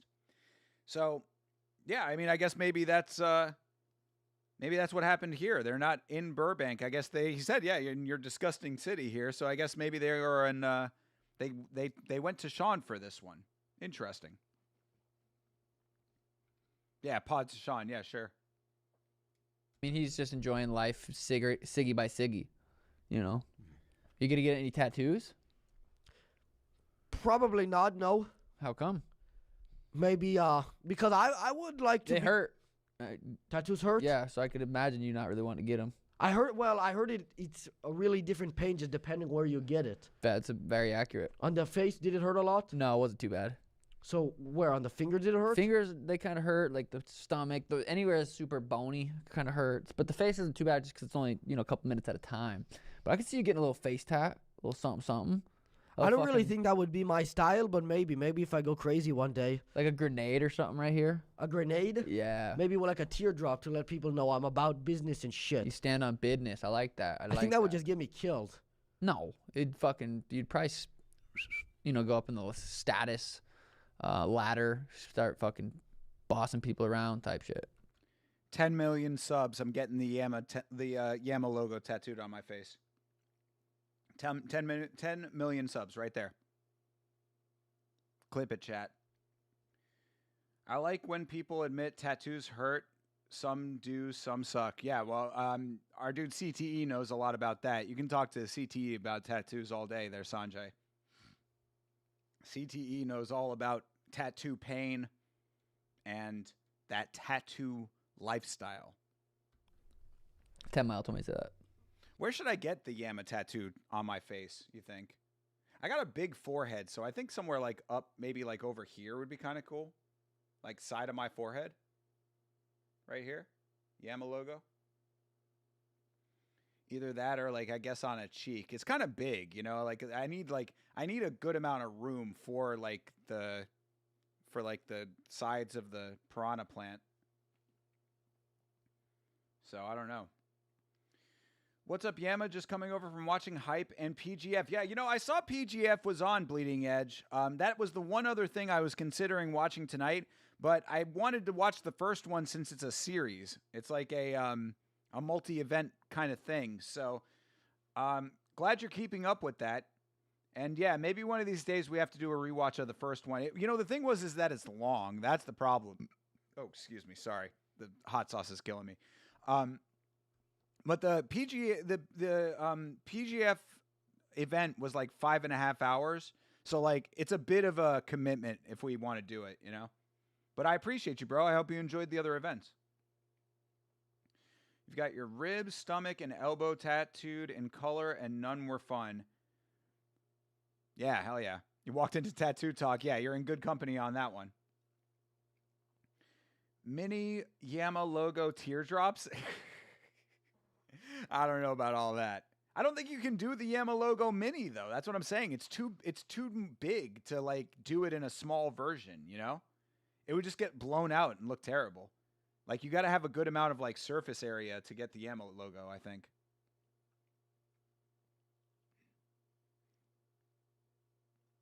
True.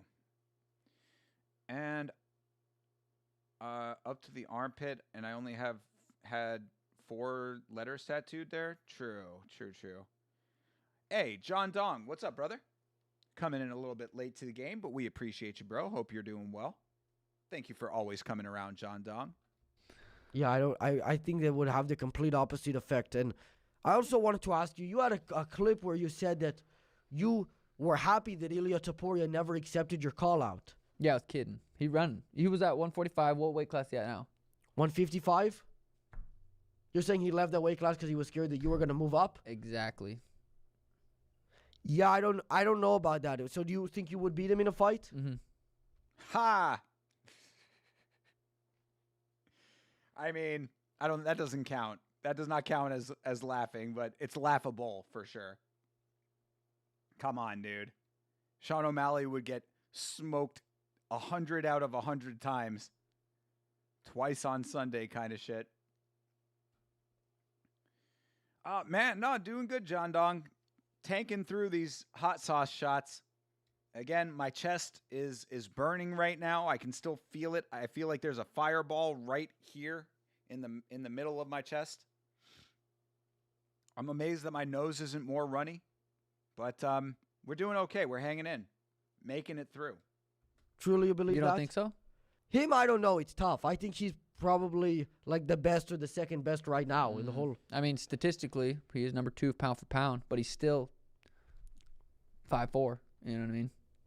Yeah, but it seems like you lose to the smaller guys. How tall is Cheeto? I lost 5'10". Okay, so he's pretty tall. I should know that. I met him. You did?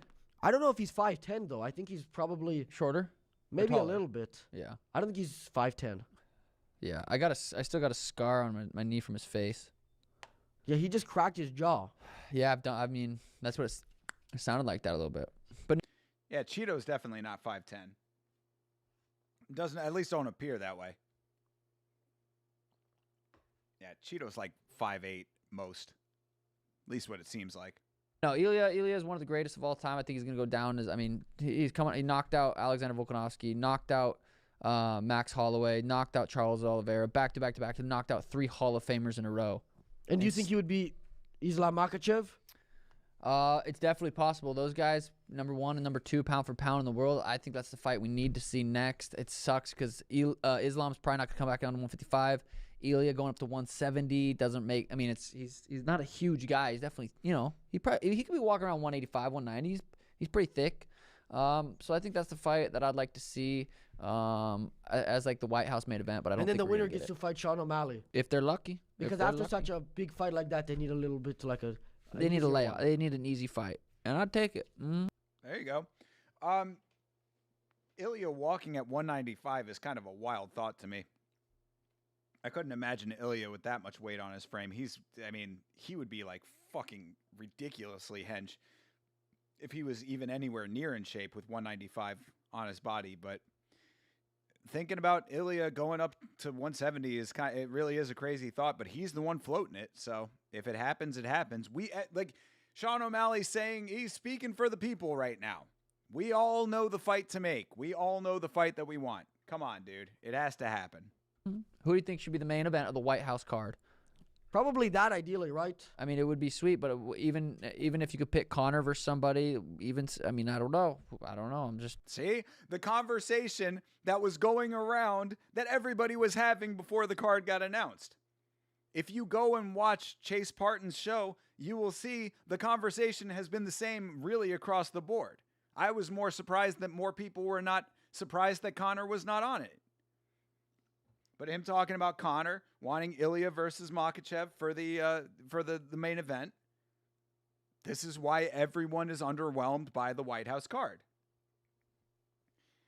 Ilya is about Matt Serra's height, and he destroyed GSP. I'm not saying that Ilya can't do. Ilya is one of the greatest of all time and could be the best fighter currently fighting. And it's really not about his size. I'm just saying that I don't think that walking at 190 just seems crazy to me for him specifically. But either way, it doesn't matter. Yes, Ilya can do whatever Ilya wants. Ilya uses the power of positive reinforcement, not positive reinforcement, positive manifestation. The law of attraction. Self-actualization. He says it's going to happen and then it happens. I need to try to start using that myself. 10 million subs. It's going to happen. Come on, people. Let's get this together here. We can make this happen. brainstorming here. Yeah, 10 mile. Conor versus Jones would be interesting. That would be a big one. That'd be a coke off right there. Yeah. I would like to head that after party. Because they can't fight because it's a completely different weight class. So they're just sitting there. Who will Line die for first? line. Who can take the bigger line? I think McGregor's winning that. I think he's more in his prime to hit the bigger line. Jones in his prime. Jones is though. bigger, so you'd think he could take more, but McGregor is far more experienced. I think experience-wise, they're probably pretty close. But I think John's, he's a man of God now, and I think Connor is too. A man of God now. Yeah. I mean, he's always been LARPing. The LARP has been going on for years. Connor, on the other hand, yes, that is a more recent development. Very strange one, but not really that strange if you think about it, I guess. Yeah, I'm sure. I mean, he's completely sober and he's ready to fight. I think we got to see another Connor fight. I really hope we do. And who do you... International Fight Week. If Ilya gets the third belt, where would you rank Ilya in the GOAT status? And same goes for Pereira. I mean, if Ilya gets a third belt, he probably is the GOAT at that point, I would say. I mean, how do you deny 3 belts? Alex can't really, okay, look, Alex is certainly in that conversation to me, has been for a while, but Alex has taken losses, We've seen Alex lose. Ilya has done it undefeated so far. I mean, it's one of those things, It's like, if no man on the planet can beat him, and honestly, I think it puts him above Jones. Now, granted, it doesn't take a lot for me to say that. I am an ardent hater of John Jones, but John Jones, even if you want to believe the undefeated narrative or whatever, the record stands. You got defeated by technicalities. I don't care. It still counts. Plus all of your cheating allegations. Never been a doping allegation for Ilya. So, yeah, I think 3 belts Ilya, plus he's knocked out some of the greatest legends of the sport already. Absolutely GOAT potential for Ilya. I'm talking legitimate GOAT, not the GOAT of a division or the GOAT of this and that. Whatever. No, the GOAT. Legitimate, the greatest of all time. More so than Pereira, sadly to say for him. But I've been saying for a while that Alex Pereira is in the GOAT-less conversation. Like a while back, when Alex and Izzy were going at it, I was saying that he's potentially in the GOAT conversation. So, yeah, we'll see. If he gets that heavyweight belt, even if he gets the interim belt and doesn't get undisputed, I think that still says, speaks pretty highly to where he would be on the rankings. He's definitely in the top 10 as far as I'm concerned. Ilya would do it undefeated against the highest competition we've ever seen, especially on the hypothetical 4-fight run if he gets the third. Dude, if he does it, then I think the question gets answered pretty easily. Ilya would also be considered small by current welterweight standards, as Alex does look like a legit heavyweight. That's big facts. That is big facts, Sanjay. Yeah, absolutely. I agree. Yeah, for him to do it at the height that he is, he would be embodying one of Lil Wayne's best lines.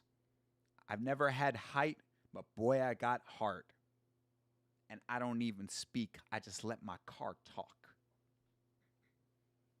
That's the rest of the line. Not as good, but the first part. You know what I'm saying? Yeah, I think it makes sense, I agree. I agree that is legitimately, the idea that a guy at his size, not only the fact that he has 2 belts, is already potentially goated conversation based on the competition that he has had. You add a 3rd belt into the mix with that, I think it's almost a foregone conclusion at that point. You want him to fight? I don't. In a real fight, not in a a real coke-off. fight. Connor versus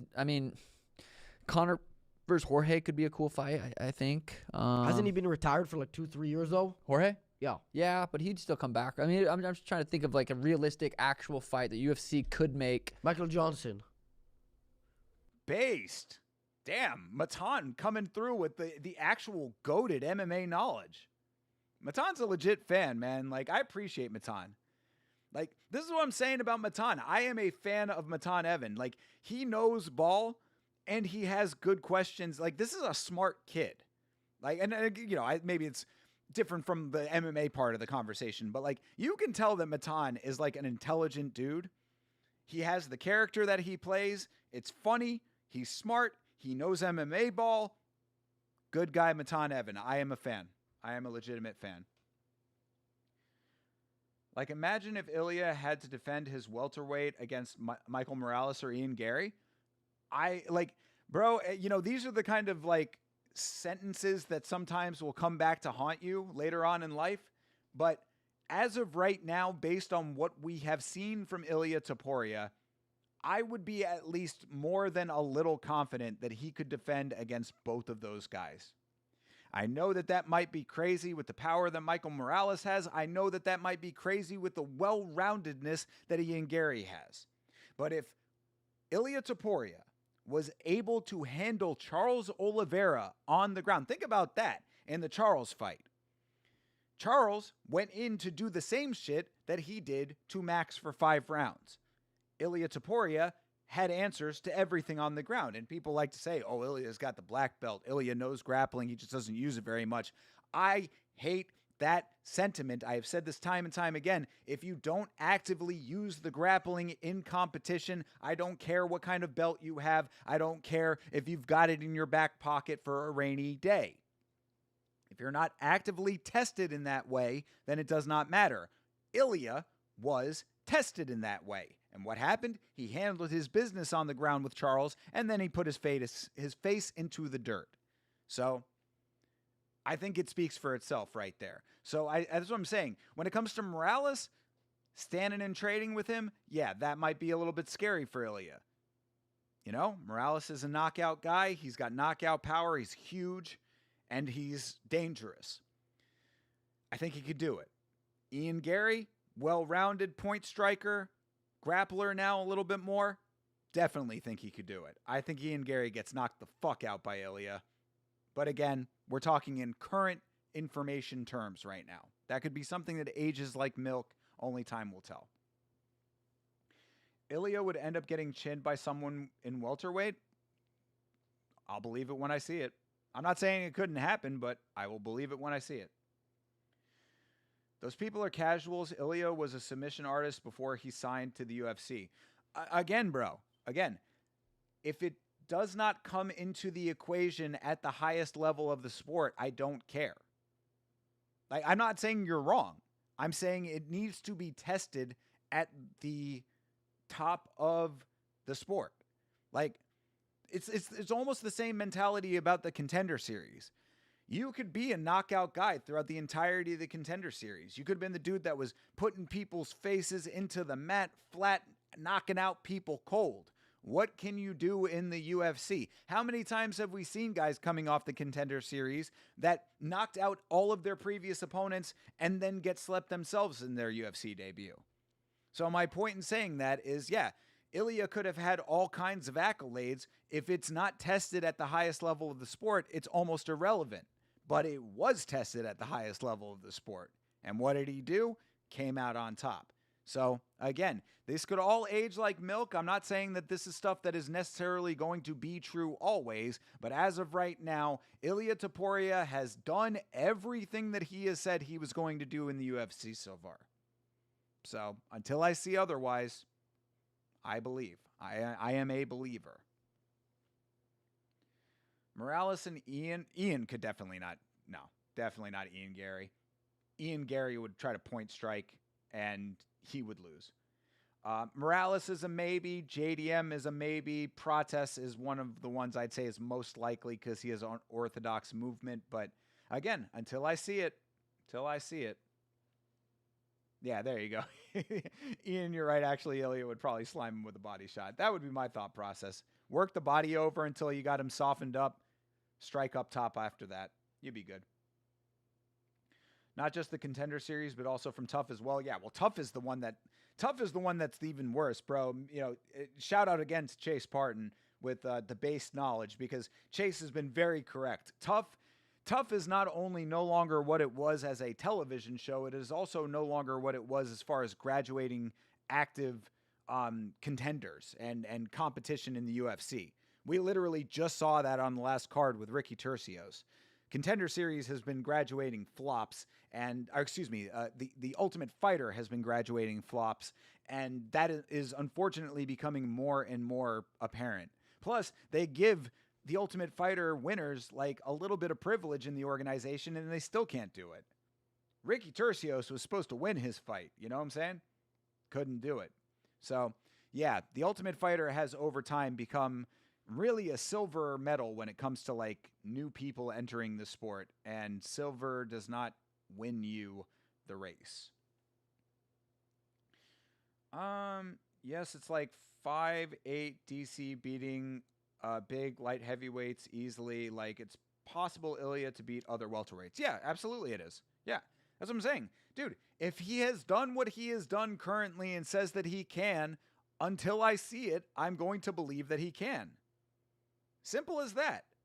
I said the same thing about Patty. Now, obviously, Patty lost to Justin. The thought process changed a little bit now. But until I see it, I believe it.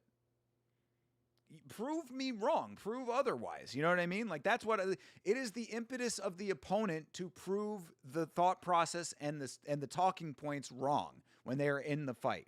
Justin Gaethje did that, so shout out to him. Michael Johnson? Yeah. Because people want him to fight Michael Chandler, so you trick him a little bit. You make it interesting. Michael Johnson. See, that could be a fight. I can't imagine UFC making that one. Yeah. But for trick factor, I mean, there's definitely something there. Why wouldn't they? Michael Johnson still, I mean, before the Dober knockout, after the Zellhuber win, Michael Johnson would have been a very good choice for that. Plus, I don't know. I mean, I don't know what Michael Johnson's history is like, but, you know, if he conceivably has a clean record, then, you know, could have very well been on the White House card. Would have been a perfect matchup for Conor. One that people would think is winnable. You know, Michael Johnson has the X factor as far as being a guy who beats the guys that he should lose to and loses to the guys that he's supposed to beat. I think it makes sense. I like that fight. Or I did, at least before Drew Dober came and crushed all of our dreams. I remember Tresean Gore had a lot of hype before he got derailed, and people realized how bad Gore is. Yo, Johnny, you're speaking the biggest facts right now. Yeah, Tresean Gore is one. All those guys that came in on the second shot, the season that I reviewed the entirety of on the channel. If you go back into the earliest videos on this channel, I did an entire season review. That was the season that my good buddy Cody Gibson was on. Cody Gibson, one of the guys that's actually still around. Unfortunately, he's coming off of a knockout now. But Brad Katona, who won that season, Brad's out of the organization now. Brad, fucking, oh my God, Kurt Hollabaugh, Austin Hubbard, all these guys not doing great, you know? We're just talking recent guys. Nathaniel Fletcher off the recent season, I think he's out of the organization now. I mean, fucking Con Offley. Like, I can go through a bunch of these guys off the Ultimate Fighter. Fucking what's his name? The dude that just won, that we all know. God, what's that guy's name? Not a Sue, but the guy that's like sort of like a Sue. Alibi Idris. Alibi Adiris. Yeah, you know, another guy that's not it. Joseph Morales right now is the only guy that's having any kind of success, and he's a dude who probably shouldn't have been cut in the first place. He was already in the organization. He for some reason got cut and had to work his way back in on Tough. We were talking about that. Why was it fair that a guy that was already in the organization is coming in again on Tough and fighting all these guys who've never been inside before? Then he goes on to win. It's like, duh. So yeah, I mean, bro, you know, I can name a bunch of them. Back in the day when like the Ultimate Fighter used to mean something, that's where a bunch of the people that were on the Ultimate Fighter that are still around, like it used to be that. But now the Contender Series is that, and the Ultimate Fighter basically is just kind of a fucking second left shoe. You know what I mean? It's just, there's no need for it. It's putting a hat on a hat. Emanuel Rodriguez almost got slimed out. He did. I mean, Emanuel Rodriguez lost the Ultimate Fighter and then had to come in on the Contender Series. So, I mean, all of this is tracking, you know? Have a great night, Yama. I'm heading to bed. Great stream always. Appreciate you, CTE. Yes. We are going to be finishing this one up, and I think we're going to be ending the stream with this one. I don't think we're going to do a second one tonight. This has gone on a lot longer than I was expecting. Riding high on my journalistic triumph still. Yo, sit that man on the beanbag. Shout out to you, CTE. Yes, good job with your investigative journalism. Of course, you are always welcome to bring that to the Yama channel until you start some content creation of your own. But shout out to you, bro. Have a great night. You think it's bad to fight at the White House Why is that? politically? Maybe it depends on the fighter. I mean, I feel like McGregor, his politics are kind of solidified, right? I don't think if he ran for like president in Ireland. I don't think he's really ever going to try running as a liberal. I think I'd vote for him. For McGregor? Yeah. Why? Just Of course he would. it would be funny. Just because You're Irish, those right? press conferences would be lit. Yeah, they would be. I don't think they would let him do it. They would certainly have somebody take his place in Yeah, the press true. conferences. Nah, fuck that. That would be exactly why you would have McGregor as president.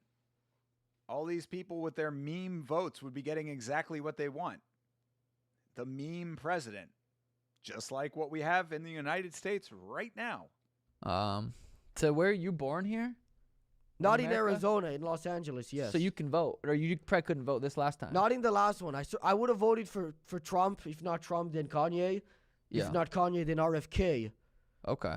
So There you go. Matan leaning in, as he often does. I'd actually really like to know what Matan's actual political thoughts are. You know, like he's obviously a very informed guy, and the character that he plays, you know, has a very specific political leaning. But I'd be curious to know what his like, because he might. I mean, like I'm not saying that he's not conservative. You know what I mean? Like he might be conservative, but I'd just be interested to know what his actual like political leanings are, because you know, obviously he's a guy who considers this stuff pretty, you know, like cerebrally.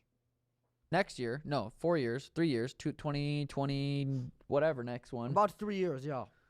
Are you gonna be political? Are you gonna get into that more? Yeah, I'm gonna vote for Trump. Are you gonna express? Well, third term would be crazy. Yeah, well, that's what I'm hoping for. I mean, Yeah, I mean we're getting into meme territory. God, I hope anyway.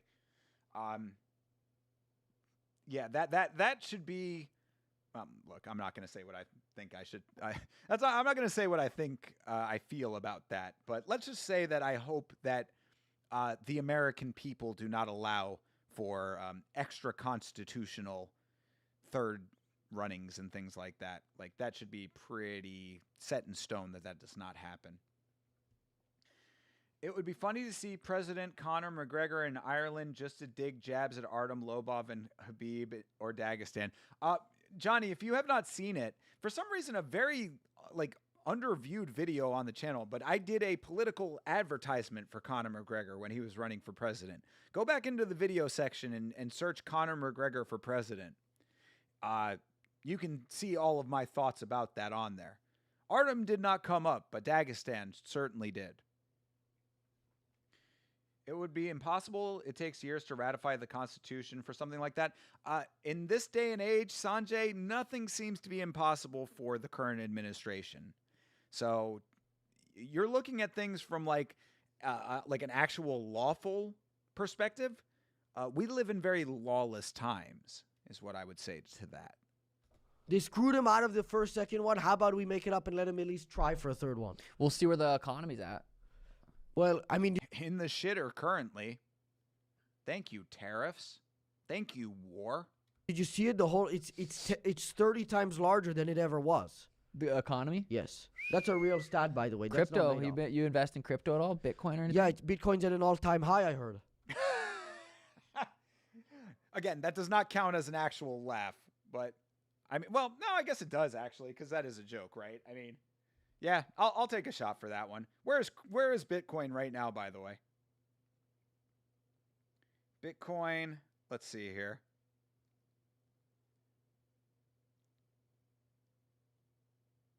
Yeah, Bitcoin is at 69,000, 69.6 right now. It is down. It is down like, I mean, it doesn't say on here the actual drop movement, but over the year, I mean, I don't want to, I can't show this to you without like showing you my actual finance stuff, but like, I think I can show you that. There you go. Yeah, that's the current year for Bitcoin. Certainly not certainly not doing great right now. But yeah, 69.6 right now. So yeah, Bitcoin's at an all-time high. Yeah, I'll count it. I'll allow it. Oh man, we got to get to the fucking end of this thing. I'm dying.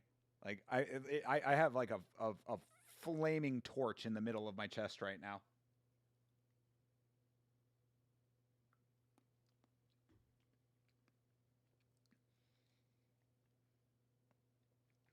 Ah.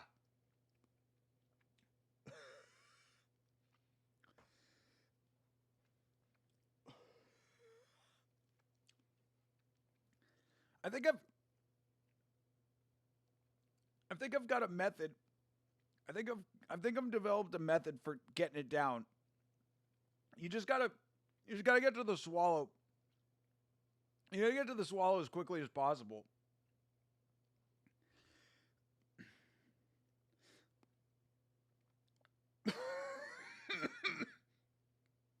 You gotta get to the swallow, and then you just gotta be ready for the secondary effects.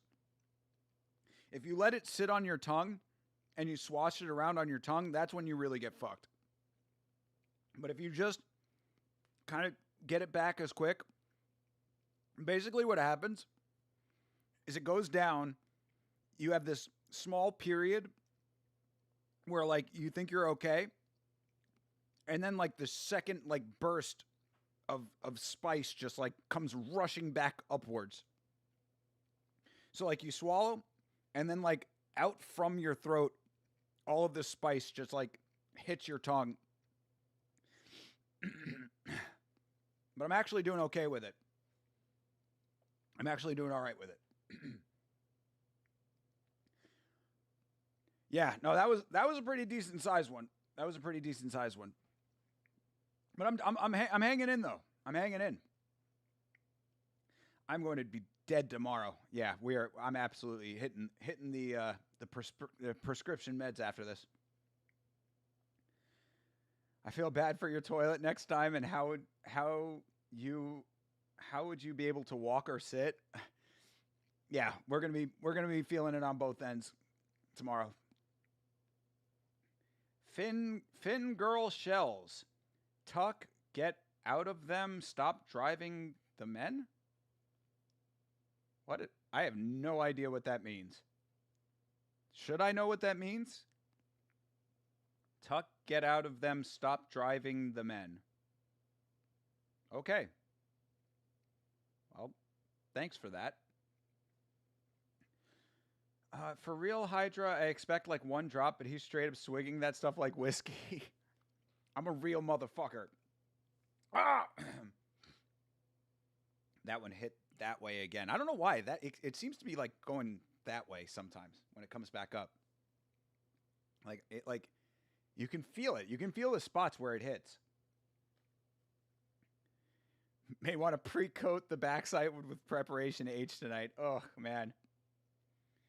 Yeah, I don't know. I guess I got to eat like stuff that like give like I think it would be worse to have like runny shits, because like the liquid probably would like disperse worse. So like whatever's gonna give me like really like firm stool, I guess is what I need.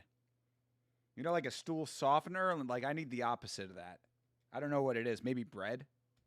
I do have some non-bread in there with the lamb Rogan Josh. Maybe I can just eat the bread without the other stuff. Yeah, sure is. 68,000. Yes. It's People think that it's lower, but they did what they do with stocks where they like split it. You know what I mean? So it's actually higher. It's like when Tesla went from like 1,000 to 500, but it's really because they split the shares. Interesting. So that's what they did with Bitcoin. Not what they did. That's not true in the slightest. Okay, so my bit's going to go back up then eventually, hopefully? You still have the same amount of money. It's just Bitcoin. There's now more Bitcoins. Is that true, Tim? 21 million. He's not allowed to know anything about Bitcoins. He's not even he's so far beyond the point of being allowed to know about that unless you're lying to me and you're not really. He's my financial advisor. He tells me to buy Bitcoin, I buy Bitcoin. Down hundreds of thousands. I thought he'd probably be bartering with like bottle caps. He does it. I don't think he does that. Yeah, they're not allowed to use like soda machines yet, right? You know? So. Can you translate that for me? No, 10 Mile can. This is a cool guy. I'm a cool guy. Damn, 10 Mile just got left hanging right there. You saw that? 10 Mile went out for the fist bump, didn't get it. Sean O'Malley just gave him the cold shoulder unintentionally. Cannot believe you left my man 10 Mile hanging on the fist bump. That hurts my feelings. Or 10 Mile? Okay, good. 10 Mile's got a fucking neck on him. He'd be good at jiu-jitsu. Following up on that, how many I mean, wouldn't he not be more neck, more easy to submit? I don't know. That's a CTE question. Long necks could you beat in a fight? Long necks like a dinosaur or like people like me? No, long neck. That disgusting guy from Instagram. Oh, long You don't neck. know long neck? Oh, I do. No, I do. Yeah. Probably. I mean, it would have to just be when I got tired. And I got decent little cardio sometimes. So I'd try 30 long necks. That's it. I think it would be I think I could do like 30 long necks. Have you ever seen him? Not in person. Back when I was drinking, I could kill 30 long necks pretty easily myself. Yeah, he can't really. Well, he's the next guest coming in a couple of minutes. He can't really move. You know what I mean? He can go like this. But that's about it. Okay. Shout out to the constant bit. I do appreciate the reoccurring gag of long neck being the next guest up at all times. That is something I appreciate. That would be a drink if you were doing the Matan drinking game. Hot sauce is about as good as I can do at this point. It's probably 100. If you can't really do that much. I really don't. I think you're really selling yourself short here. I mean, you seem to be. I'm pretty, humble. Not really. Yes, I am. I fucking washed my own windshield today at the gas station. Tell me that ain't I don't know if that humble. would be what humble is, but I think you could get like at least 3,000 of them. 3,000 long necks? Because basically, imagine it like this: how many punches can you throw? 3,000 punches is a lot. Okay, well, a kick is killing. I mean, any professional fighter hitting him will just crack him apart. And yeah. In 15 minutes, I think I broke one of the records. It was a 3-round fight, and I think I only threw like 340 punches or something like that. And that was 15 minutes. But were you not getting hit? Not really. Okay, well then maybe you could take about. Yeah, but even if you just laid on the floor and took a nap, I don't really think you could deal much damage. That's to actually probably a good point. You probably couldn't, do much with me. That reminds me of like in Smash Brothers when you're fighting the polygons. You know what I'm talking about? Real ones will know what I'm talking about here. But yeah, the 100-man challenge. When it's the wireframes. Fuck with me. How many Steinies could you fight? Steinies? Yeah. Ooh, You were the big rivalry. Steiny in a boxing match? I think I could do at least like 10 of them. 10 Steinies? 10 Steinies? He's undefeated. He did beat he did beat Gabe. Gabe, is that the huge fat gay guy? He's lost a lot of weight. Oh, I haven't seen him since that clip, but he's at a disadvantage because he's gay.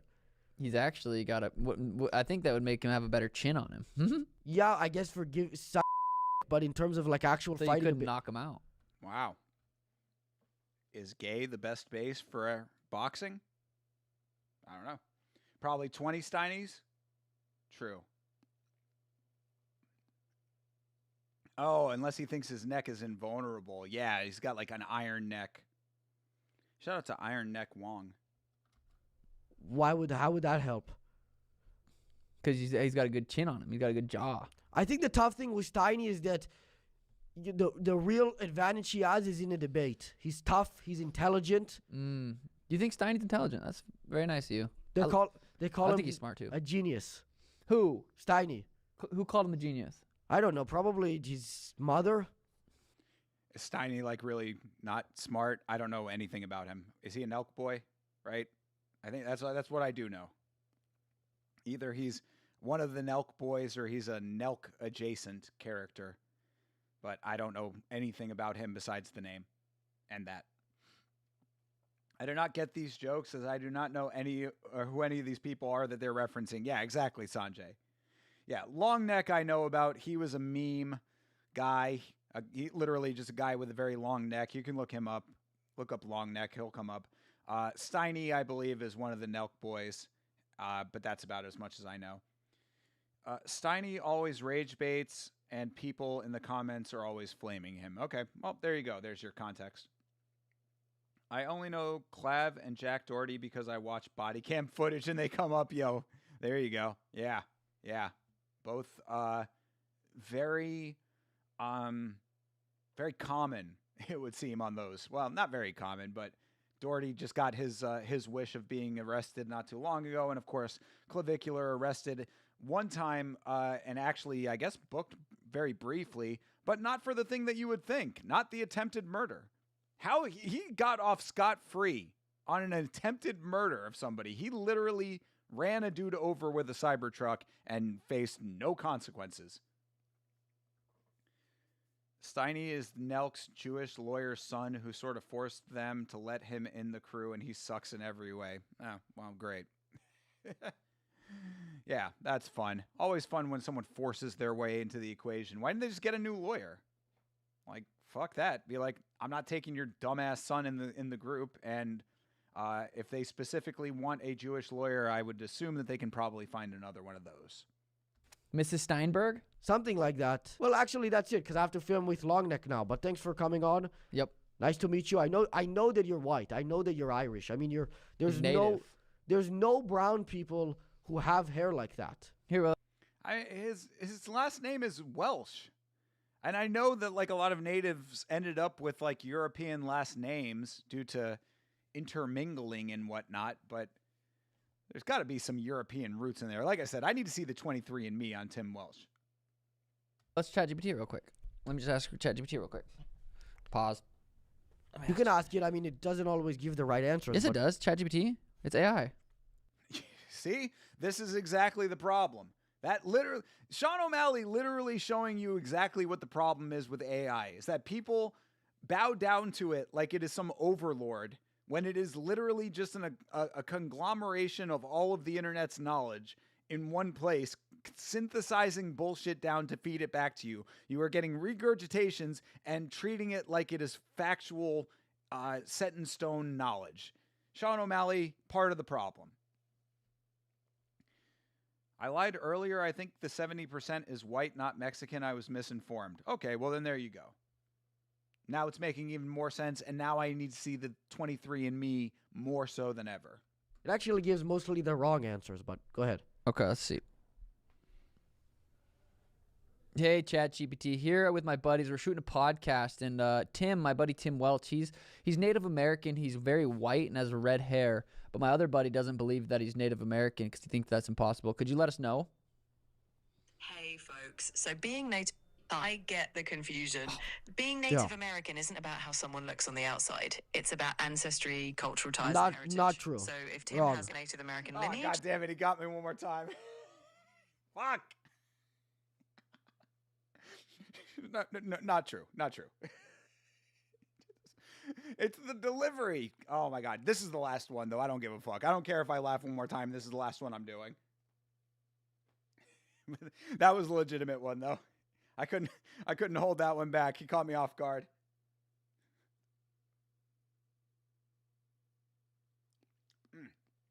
All right. That was a smaller drop for the last one. Thank God. Same process every time. Yeah, he asked ChatGPT like it was human, and then you get the fucking AI voice back at you.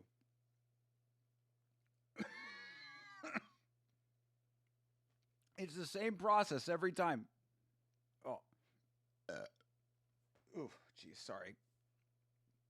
Oh, God. Oh, man. This is a very bad idea. That's totally valid. But he doesn't have Native American lineage, is what I'm saying. Trust the background over the hair color. That's what chat says. No. So you refuse to believe AI? I would believe AI if it gave me the answer I wanted, but if it gives me the answer I'm not looking for, then no. It's fair. Based. It's a fair point. I mean, that's good. Okay, well, that is it. We have to film with Longneck now. Thanks for coming on. Yep. Thank you for coming in. All right. There you go. Yeah, and there's Philion. Okay. So, what did we learn here today, people? I don't know. What did we learn? We learn anything? That was pretty good, though, actually. I mean, all jokes aside, that was actually one of Matan's better episodes, I would say. I give Sean some credit on that one. I think Sean was actually a pretty good guest. Tim Welch, shutting up was a good idea. Jumping in with little small, kind of interjections was funny. Not funny, but like it was appropriate at least. I think that Mike was underutilized as 10 Mile. But not bad. That was good. That was okay. Bro, why asking ChatGPT is like people talking to Grok? I know. Yeah. Absolutely. And yeah, I mean that like I appreciate Grok at least on the way that they use it on Twitter, but I don't trust Grok in the same way that you should not trust any of that shit. What the way that I use ChatGPT or like AI in general when I'm asking a question is I look at the answer, I read the answer, and then I go to the links that it provides so that I can actually see what the links are saying about the things. I use it as a starting point.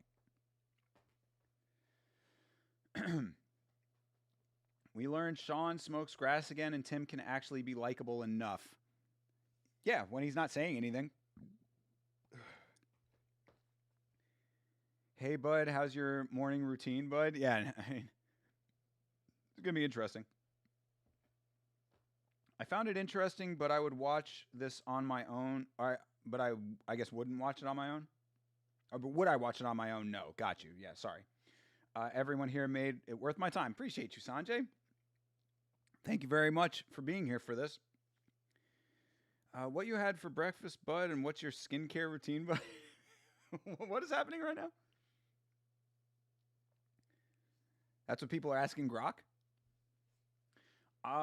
But yes, no, I mean, so yeah, like I said, I think that Sean O'Malley actually did pretty well on that one. That was one of the better Matan versus MMA that we've done. We've got a couple more to go. I saw that Rampage's interview is also 45 minutes, so we're gonna have to get to that one. We also got Mayhem Miller to do, and I think that that's gonna catch us up. So more Matan to come in the future yet again. That's basically that's what Tim would ask if he was, okay, got you. Okay. So yeah, so we got lucky with that one then. We got lucky that Tim Welch did what he did. Yeah, no, I mean, I think that, like I said, the only thing I would have asked for more of is a little bit more of 10 Mile. I wanted some bars. I wanted to actually hear some rapping. We didn't get that, so I'm a little disappointed by that. But yeah, aside from that, I mean, I think that was a pretty successful one. Mayhem, I'll watch that with you all. Yeah, hell yeah, dude. Yeah, we got to do Mayhem. We got to do Rampage. Trust I'll have some pretty choice words during the Rampage one. Mayhem Miller should be interesting. Haven't checked in with him in quite some time. So, granted, that interview is over a year old, but still, we can see what he's up to at least within the year. So, all right. Well, that will do it. So now that I've tanked all of that, I'm gonna take a big drink of the water.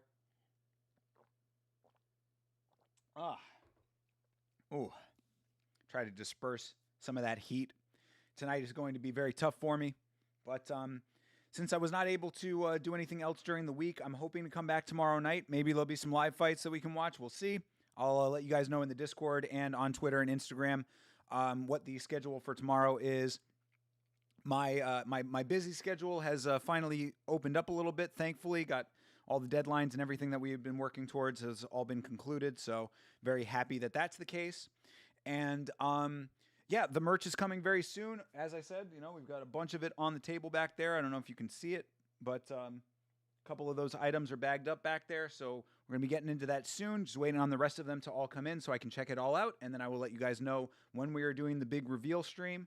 So keep your eyes open for that. Of course, MMA on Film is coming back. Myself and Chase Parton will be watching Bloodsport, doing our review of that very soon. Chase has been kind of dragging his feet a little bit on getting started, but then again, I've been busy too, so it's been working out fine on that regard. So you know what the deal is around here, people. Even when things get a little bit tight, there is always something new coming around the corner. So make sure that you are following on Instagram and on Twitter and on Facebook if you're so inclined at Yama Show. Thanks for hanging out for this one. I really appreciate it. Hopefully this was entertaining to watch me suffer through some of those shots of hot sauce. And yeah, I will see you in the next one. Either which way, you have a great rest of your night, a great rest of your week. And as always, fight on.